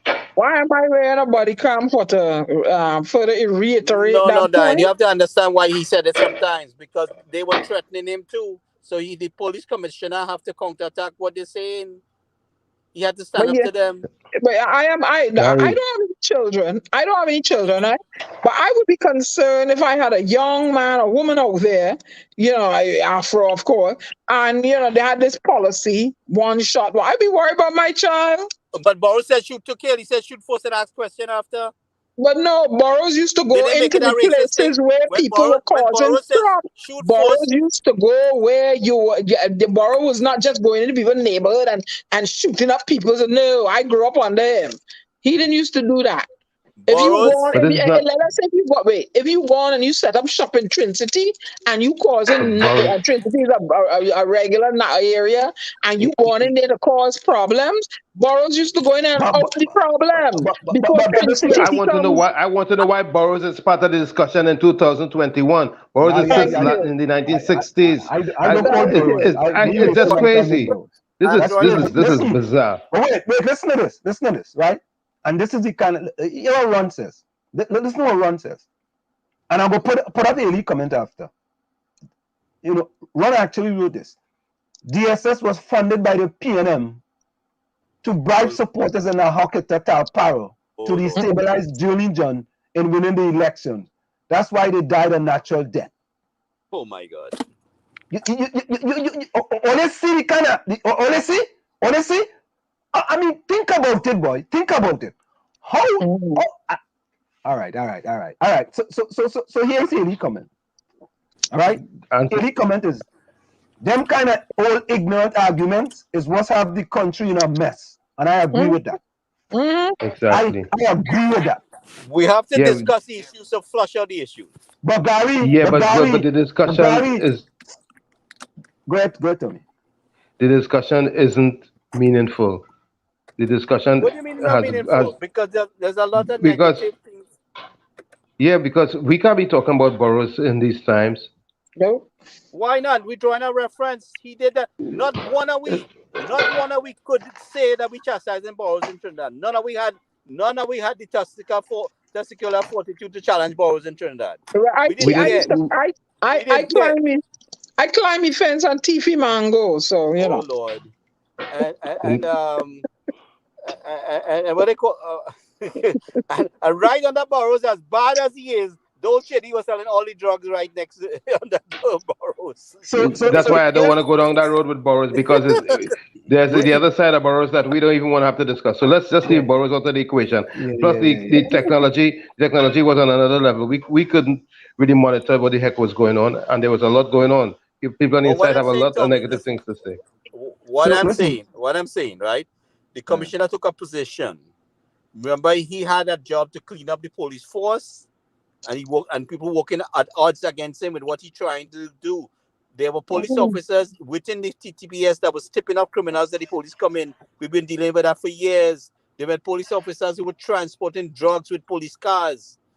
We have people in the what they call it, in the special branch who was doing these kind of things. We have police officers in the force afraid to say what's going on in the force. And he cleaned all that up, right, Gary? That's why Then Marsha, you want him to clean up everything that was for 59 years in the force? It takes time. That's why I said, this is what I keep saying. Listen to me. We need some outside help with a force. Remember, I suggested that you remember what William said about this the Bureau of Investigation, what they have in Trinidad, how we had people corrupted in the force that was investigating corrupt officers. They were part of the problem and they were part of the solution. So we have to bring some supervisors from various countries, like former FBI agent, former Scotland What happened Yard with the Scotland Yard when they came? What do you mean? What happened? I hear they were down Mayaro relaxing. Oh, Gary, Lord. Gary, I don't even want to go into that because that's not the truth. Say no. Gary. So here's Tommy Mohammed, right? It's an overnight deal. We have to put a good team together, and the politicians in Trinidad have to collaborate with it. Gary, Go ahead, Tommy. Gary, I'm of the opinion that the Caribbean as a whole need an overhaul, and we need a overarching system that will put every state in check. Just like how we have any state here that goes out of control, we have an overarching system to check them. That's what we need. We need something constantly there as an overarching system, because all of them, every single system or every single state being as they are right now, there's no way we could check them when they go out online. So all right, that's all I gotta say. I understand what you're saying, right? But what Gary, I'm telling you is, Gary, hold 1 minute. Tommy Mohammed says, this is a good point, Mr. LeBon, what can be done to get a top cop whose office is independent and can really make an impact on cleaning up the service? That's a good question. That's a very good question, right? And listen, to be honest with you, I don't even know what the answer is. To me, first of all, what the TTPS have to do is to weed out all the corrupted cops. Thank you. That's the first thing that has to be done. That's you don't transfer a corrupted cop from Toko to Mova. You don't transfer a corrupted cop from Toko to Mova, and that's what Gary Griffith did. But right? Listen to me, right? He's under certain stipulation and regulations and where he can operate and maneuver things, right? He needs the help to investigate these officers. Also, he cannot. This is not an overnight deal, but at the same time, we need certain support and resources to get it done. It's not a one-shot deal. You just can't wait till you transform the TTPS to really go there. You have to do both simultaneously because the time is against you. The situation has gone so bad that you have to kind of do both. You have to deal with the situation with these young people involved in gangs, and the thing's going to be more bad now where everybody out of work there. So Gary, Ray still bomber inside boy, and Slim, what dog still fighting a losing fight? I see. What losing fight I fighting? Ray still bomber. So let me ask you something. I don't want to assume. Does Gary Griffith have a job now as commissioner, or is he one foot in and one foot out? You leave. You gotta send out the video. You gotta send out the video where you play with between him and 2 foot out. He 2 foot out. He had to hold on. He had to wait there, man. Hey, but Gary, look, Ulrich asks a good question. Ulrich, you're back inside. What acts? Good, you're inside. Ulrich said, Gary, if that same commissioner was in your country, which is this country here, making these statements, will he still be in office? No! He gone long time. Long time he gone. If some of them police was in this country with the nonsense they're doing, they're going to. But Gary, that is the point. The point the man is making is that if Gary Griffith was in this country and he called people cockroaches, Gary Griffith go a long time. Yeah, they got to look at that racist thing like they were children in Trinidad. I need to know. But wait, Diana, 1 minute. Diana, 1 minute. Kathy Jofield says, Kathy asking a question. Who was the security advisor to the PM when the Canadian cop and deputy were sent packing? Maybe Gigi. Is that Gary Griffith? I don't know. I'm speculating. Maybe Gigi. So Gary Griffith? Go ahead. Who's a possible replacement for Gary Griffith then? You know, I don't even care. Okay, you don't care. Gary Mahabir. If it ain't Gary Griffith, who is it? Gary Mahabir. There is nobody. I had to go down It's there. Gary Mahabir. I had to go there. Yeah. Gary boy, we sending you down. Yeah, Ellis now. If PNM was in the US, they're going to. Well, listen. Long time. Not a weekend they would have lost. Ellis, any party in Trinidad, any of them down there. Don't forget I offered to take the Minister of National Security job for free with no money, and they give it to me. So look, listen to Little Ron Horner. Little Ron Horner says, Wall Street, you are biased. This happened quite a while now that they transfer most corrupted police from one department to another to protect the PNM police. Oh God, Father, please put a hand. Lord Father, please put a hand. I don't know what else to say. Eh? Until you could make a case against an officer, says yes. Right? Until you could build a case against an officer. Remember, there's legal challenges that he has to deal with. So if you have hearsay information, but you cannot present that case, you cannot fire the officer. Mm-hmm. Look what happened in the situation with Alexander. Right? Gary Griffith couldn't fire him. He promote him. Screw up, you move up. You sure? That what we used to say on Wall Street, you know. In Wall Street, we had a saying: you screw up, you move up. Right? I have a Trinidadian friend here who's a cop. He works so deep cover that he investigates other cops. You understand? In this country, it's a different kettle of fish. They have you under deep cover where cops don't even know you're a cop, and you're watching them. You get that fight, they don't even know. Yeah, Ron. Rowley is a little Ron Horner. You're going to sit in the corner. Trinidad and Tobago has the benefits of the United States government providing all kind of support and training for our people down there. But some people are undermining that. And I mean, what they do with it, the United States give their best to Trinidad and Tobago with training. And in fact, there's a kind of a forensic team, I think, down there was trained from Florida or something like that. The embassy brought. But Gary, go ahead, Gary. But what I'm saying to you is there is enough senior officers in position there to undermine certain things that they need to go, right? You heard the other guy who we had Mr. Reed talk about Dulal Chan. I supported Gary Griffith against Dulal Chan in the post for Commissioner of Police, right? So I mean, Dulal Chan was his his assistant COP, right?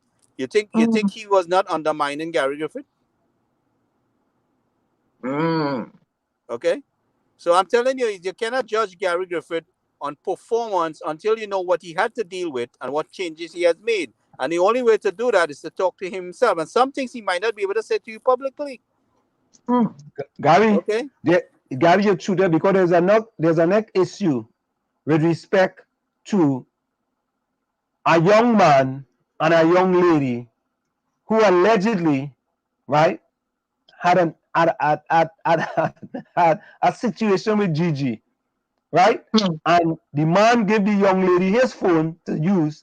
This was corroborated based on information from the police, from some station in Trinidad. The young man gave the woman his phone to use, and allegedly Gigi was calling her on the phone, And then the man asked back for his phone. And when the man asked back for his phone, they realized they didn't clear the whole phone. And then allegedly, the commissioner of police sent people to arrest the guy for stealing his own phone. Oh, right? Lord. Because they say he stole the phone from the lady and he will end up in jail for 2 days. You're going to hear it come in the public domain just now. Wait till you will see. Lord. Wait till you will see. So a man got arrested for his own phone. A Oh, man Lord. got arrested for stealing his own phone. Gary, too much, boy. Too much. Let me tell you Hello. something, eh? PNM propaganda, all right? Oh. I know. I have Oh. seen all evidence that the PNM trying to figure out how to restrain Gary Griffith right now, to tell you the truth. So wait, and nobody's answering my question. If they're restraining Gary Griffith, who do they plan to replace him with? And let me tell you something, eh? Watch and see what happened to TNT. If they happen to replace Gary Griffith, watch and see what happened in the country with the crime. Watch and see what happened. Could it be What that happened? he's a loose? Could it be he's a loose cannon? Gary, what happened? What happened? Watch What happened? and see things skyrocketed. Oh, But Gary, who am I? Look, I am asking. If they don't put back Gary Griffith, who are they going to put? The acting don't know. fellow right now? I don't know these people down there that much. You understand that? I mean, they are good people, man. They are good people. Okay. good people. You're just talking about the body rotten. Who good people you can pick from before us? That's why we picked somebody from outside. That was the idea.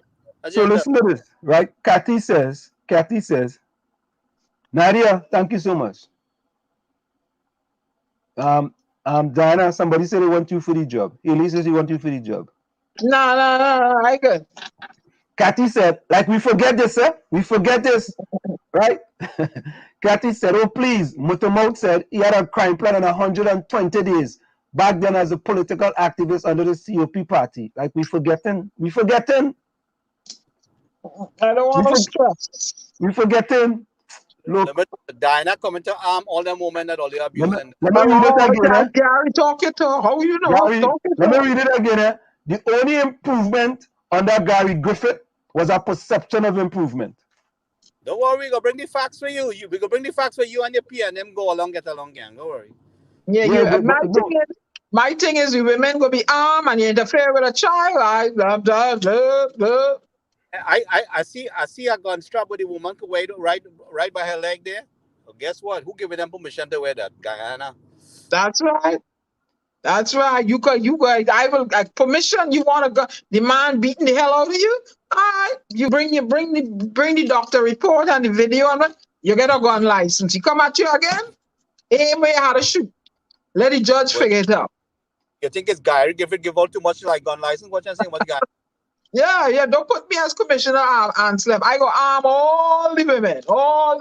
No woman ain't gonna go missing again. All of them gonna have a Glock, a 45, a Smith & Wesson, a rifle, something. Don't go wrong the women. No, we ain't having that. That's it.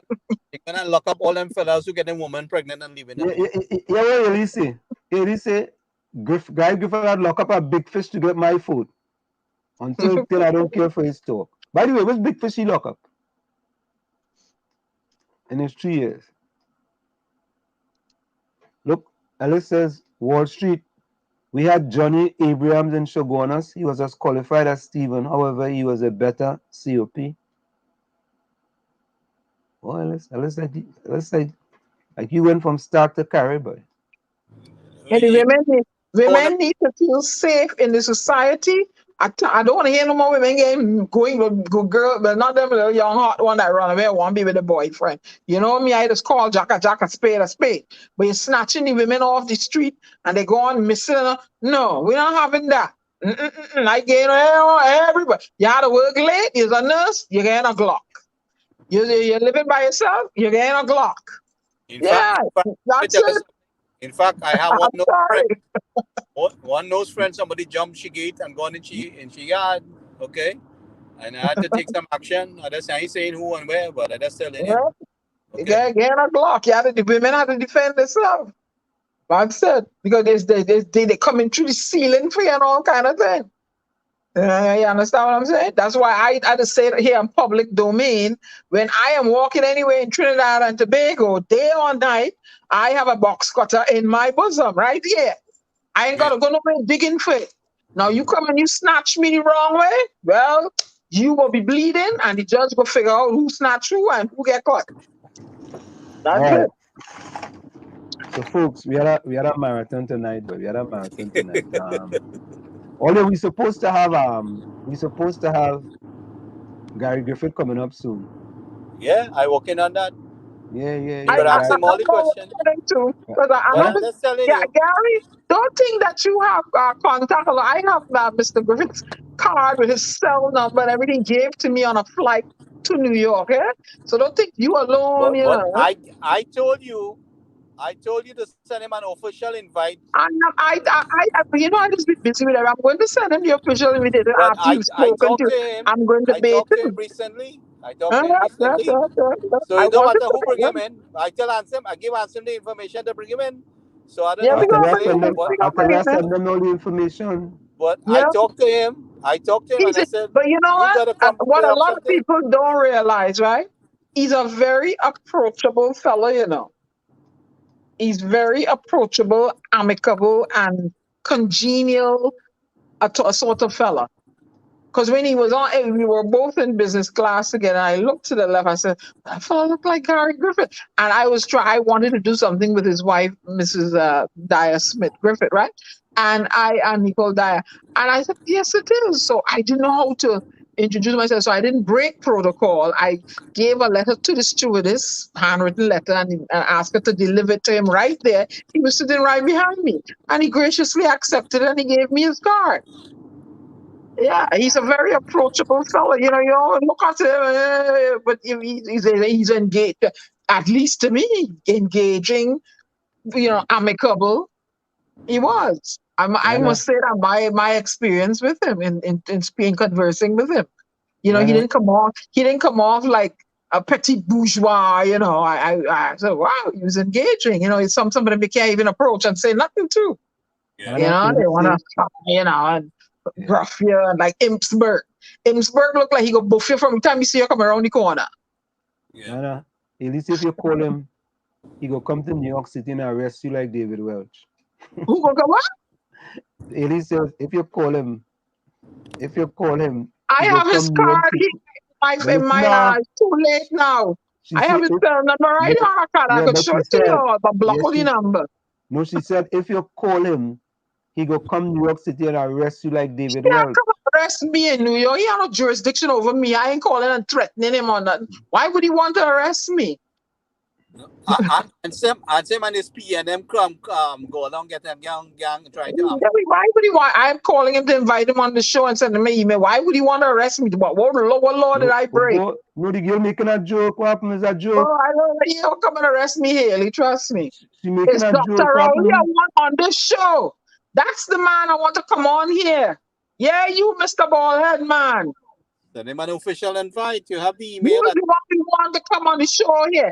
And Ethelbert Hines. But listen to this one. All you need chat, all you make the decision. Manny Jesus says, Ansem, I need to get a live interview on the show with you. A lot of my friends here will love to see me. All you put in the chat, we're going to close after this. Put in the chat if you want to see. A lot of friends want to see him. Yeah, Miami Jesus. Let me do a video call with him on WhatsApp first and see what he up to. Yeah. We got to do that. Yep. Yeah.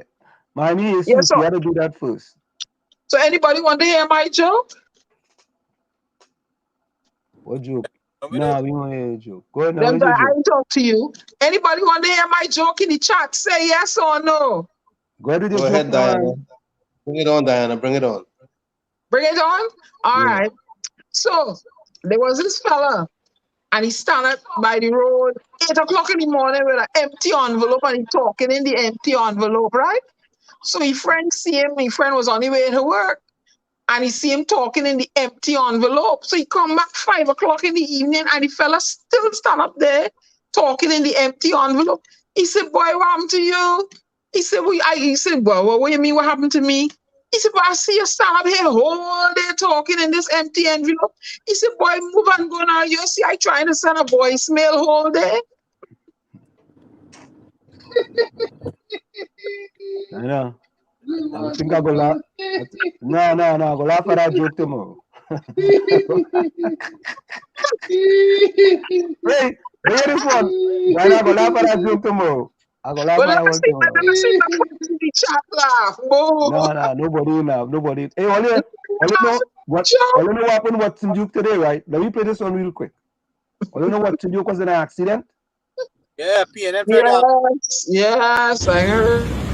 So Facebook, good evening. This is Watson Duke here. I want to give God some praise tonight and state the devil, you're a liar. The Bible says when the enemy rushes in like a flood. The gentleman who was part of the accident just left. I don't know if he had a chance to. He left? He looked like he just escaped. Like the guy in the white car. Oh, well, he can't even know where he's on my right day. Yeah, but I think he might have been foreign, so like the paperwork, you know? Foreign? Yeah, like he's Venezuelan, in which case the ID might not be enough, you know? Oh, the guy? Yeah, he looked like he was Spanish for me. Well, somebody got to pay for that. I hope so. I hope he... What happened? I didn't see it. No, well, I some green. And as I come, he bam. The man ran out brick, busting like see. Coming from Yeah, Street. yeah, it's how far I reach.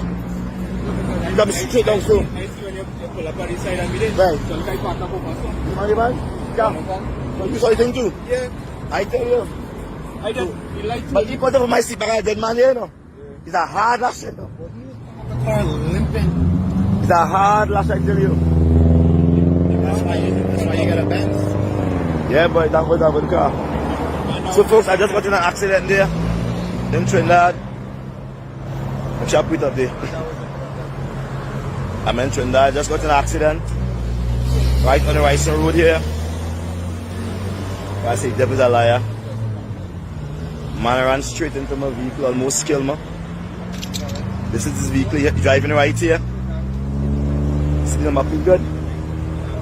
Break the traffic lights, ran straight into me. Almost killed me in the vehicle. Got out of his car and left. Got out of his car and left everything. You can see the impact.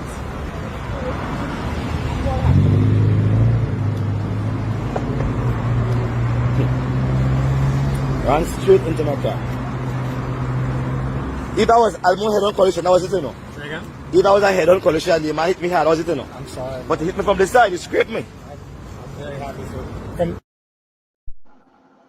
Wow. Oh boy. Yeah, boy. I know joke. Hey, all right, listen to this. We just gonna close with these here. Diana, some people ain't like your joke, you know. They like my joke? No, yeah. One person say, Eugene say, Diana laughing at your own joke. Who said that?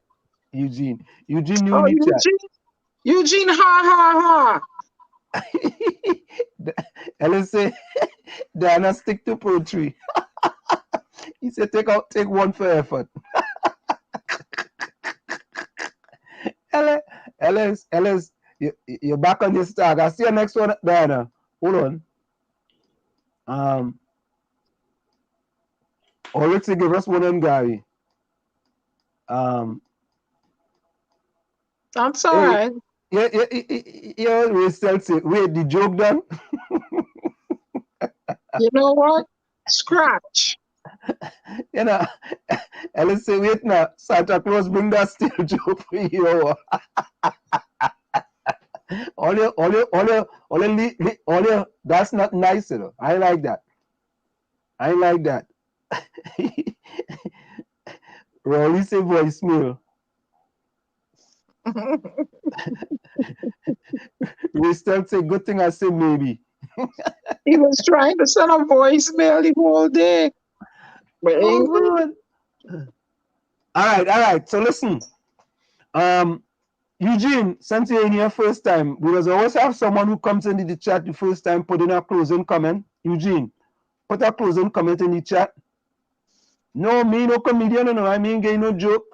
You know, I don't only make up things.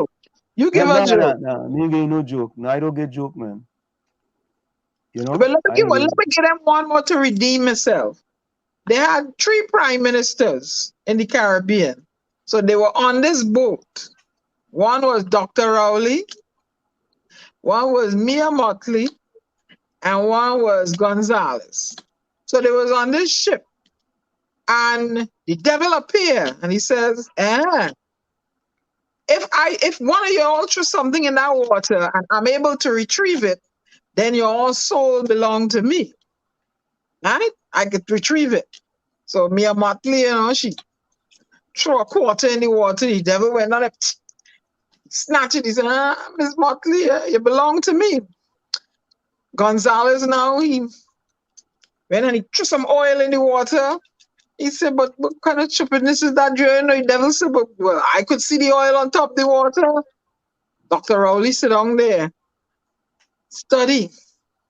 He went in the cooler and he pulled out a Blue Waters bottle of water and he threw it in the ocean. He said, well, if you could find that, here's a boss. Oh, God, nobody ain't laughing. I best stick to poetry and truth. Yeah. So somebody tickle me. Somebody dance, let's scratch. Hey, look, Ellis, a nice one. Look, Ellis, a nice one. Ellis, thank you. Thank you. Look, Ellis, listen, hold up. Ellis, nice one. Thank you, Ellis. Thank you. Russell couldn't get a full laugh. He say, He just say, Run the MC. I don't know what the hell that is. What is that one? He laughing, he enjoying it. He laughing? All right. Nuts cake say boo. Nuts cake say boo. Oh God! Hold up. This is a great one. We start to one laugh, right? Nadia, what's an emoji there, Nadia? What is that one? We said that was better than the first one. Whatever. So you got improvement. Whatever. Eugene, boy. Eugene said, was that a joke? I could give all you one, but No. Run the MC said, tickle me Elmo. I would give all you one to really make all you laugh. Hold on. Tickle me Elmo. The Queen said, laugh out loud, Diana. Who's that? Queen, the Queen. Thank you, Queen. Ellis said, Diana, I won't lie. When you give joke, I feel to cry. Oh, God. Rowley said, Diana, laugh out loud. Nadia gave 5 emojis. Thank you. Look. Oh, good. Haley, boy. Haley say, no, that's funny. Oh, let me go back to that one. Haley say, no, that's funny. You best stick to poem and truth. Oh, God. I would really drop one and all you bust with laugh. You only want me, Nuts cake say, study joke now. I just start testing waters, Yeah. Well, look, you only one more. No. Look, give me one more now. Don't. Fistic say, Ansem, I'll not get that joke. Because he never gets anything. He's a cascadoo fish. Because Motley when you on a boat with Rowley. He's a cascadoo fish. He ain't getting nothing. Yeah. All right. Listen, boy, hey, Eugene, put closing comments in the chat, man. Come on. One more? Or want you get one more? Go ahead, Diana. One more. Okay. So they had a Bajan, a Trini, and a Jamaican. So they went to this party out in the wilderness, wherever there, and they drink and they eat and they're belly full. So when they're on their way back home now, they come to this one outhouse. So they have to go use the bathroom. Where's a latrine? So the Bajan studying and he watching, the Trini watching, the Guyanese watching. They went inside, they realized, wait, there are no paper, boy, what we gonna do? So The Bajan went in, he come out, did what he had to do, and he clean as a whistle. Trini there watching, he said, what's going on here? The Guyanese went in, and he did what he had to do. Come out too, he clean as a whistle. Here go the smart Trini. He go on in, come out, yep, poop all over his face, his hand, whatever. He said, but wait, now I'm to you, boy. He said, well, all he used to wipe all the Bamsi. He said, $1. He said, but it's not easy wiping your Bamsi with 3/4, 2 dimes, and a nickel.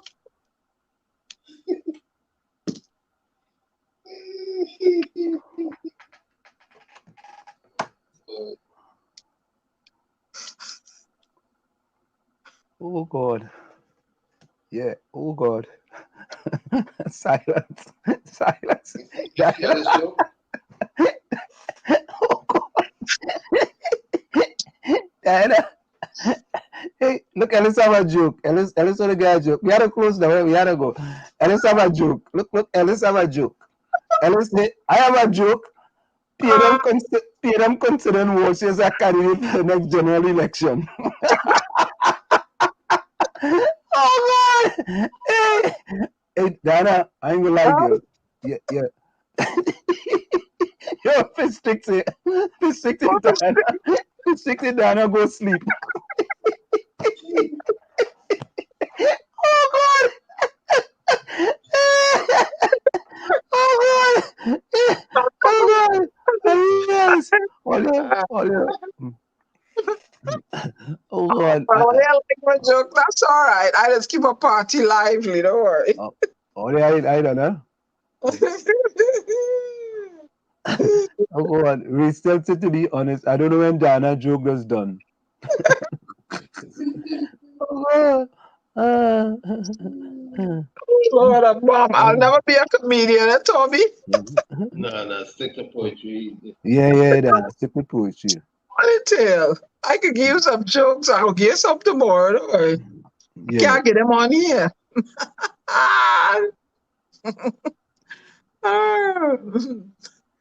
Anyway, I need to go to bed. I've been out all day. Yeah, hold on. Run the MC say keep them jokes for all years night. Yeah, okay, Run the MC. Hey, I guess Eugene New Year, boy. Yeah, Rowley say go vote for Mellis. I get one vote already. That's all I need, one vote. What you voted for you for? And let's give a joke. I'm going up for a candidate for PNM. Next general election. And Ellis don't give a vote. What constituency? Wait now, I ain't see this. Oh, you mean Chumakak? Monkey Bottom and Snake Valley? Okay. Yeah, and some get that man seriously. He had programs in place for fathers and sons. Who's that? Who's that, Kathy? I know who that is now. All right. Hey, Kathy, can you put closing comments in the chat, please? And Eugene, Kathy and Eugene. No, Ristel, we have more jokes from Diana, man. You need to be here till tomorrow. Hey Ray, direct me, inbox me, direct me, and I will. Man, I can give you a nice one. Have you cracking up? I can't give it on this forum. I will get answer it tomorrow. But I bet she die laughing. All right, closing comments. Diana, closing comments. Well, since we're on laughter, I had a wonderful time at the Eddie Griffin concert. Laughter is the best medicine. It releases serotonin in your brain and it elevates your moods. If you see me a little jolly, that's the serotonin that I was released earlier. So sometimes, when life is dealing a little downhand or something ain't going too good, find something to laugh about. It changes your mood. It changes the situation. It changes your perspective on how you see things. That's all I have to say. Laughter is the best medicine. Drink some of it sometimes. This is your Storm bidding you auf Wiedersehen till we meet again. Take the first step in faith. You don't have to see the whole staircase. Just take the first step. From where I sit, this is it. The clock on the wall, so that's all I like to say, but I've got to go. Remember, hard work beats talent when talent does not work hard. And for every 60 seconds of anger, you lose 1 minute of happiness. Tommy? Jimmy Moore says, age does not protect you from love. Love, to some extent, protects you from age. Also, Eleanor Roosevelt says, happiness is not a goal, it's a byproduct. Pleasant good evening, good night, each and every one. And we'll see each other on Tuesday. So, okay. Kathy closing comments was, blessed night to all listeners and viewers on the DAG. Thank you very kindly. So, Kathy, who was the other one? Kathy? Ron Horner. No, no, the other one was Eugene. I think Eugene gone, you know. Or John Sandy. Yeah, Kathy, I hear you. You're going to try to get John Sandy. Hey, Ulrich. Ulrich, if you're still there, could you put closing comments in the chat, Ulrich? Yeah, we ended up with Ulrich. Ulrich, if you're still there, put closing comments in the chat.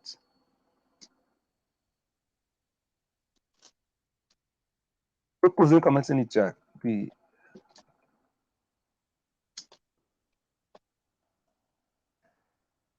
Folks, of course, from where we said this is it. Who are we going to go out with tonight, boy? Nah, what's that? Help? We go with that. We go with that one. Help? Gary Griffin needs some help for like now. Yeah, Gary Griffin need help, boy. Yeah, he feeling it. Yeah, well, good night, everyone. Good night, everyone. Let me go for help. We're going for help. We're going for help. Stalin, yeah. We go get that one. No, come on, Stalin, boy. Yeah, and we You are listening to good.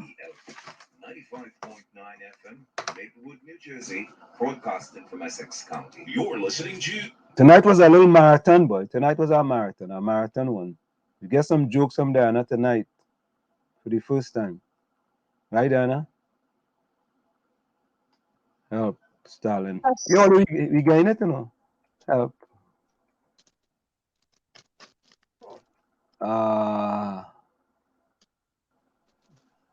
Mighty, M-I-G-H-T-Y. Stalin. God, Yeah, boy, it's coming now. You slow, boy. No, as a long distance runner. That's what it is. You know?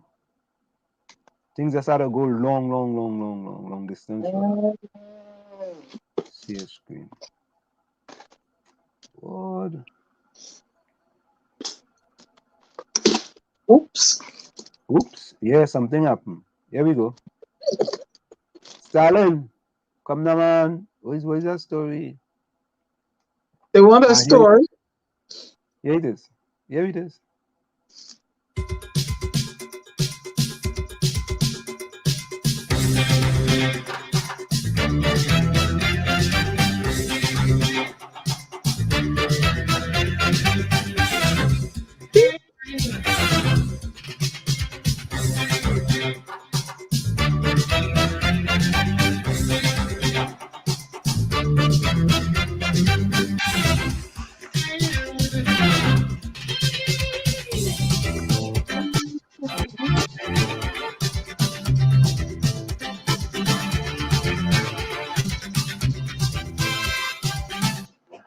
So let me cut that quick and let me read Haley closing comments. Haley says, enjoy three treasures every day. Love, life, live.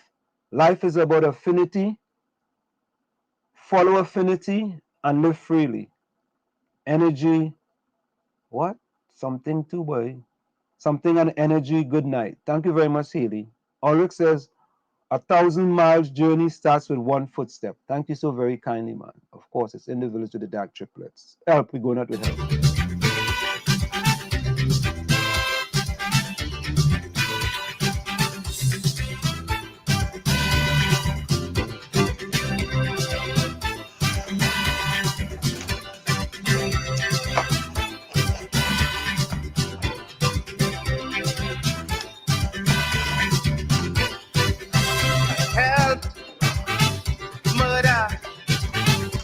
feeling the pain, we can't take the pressure.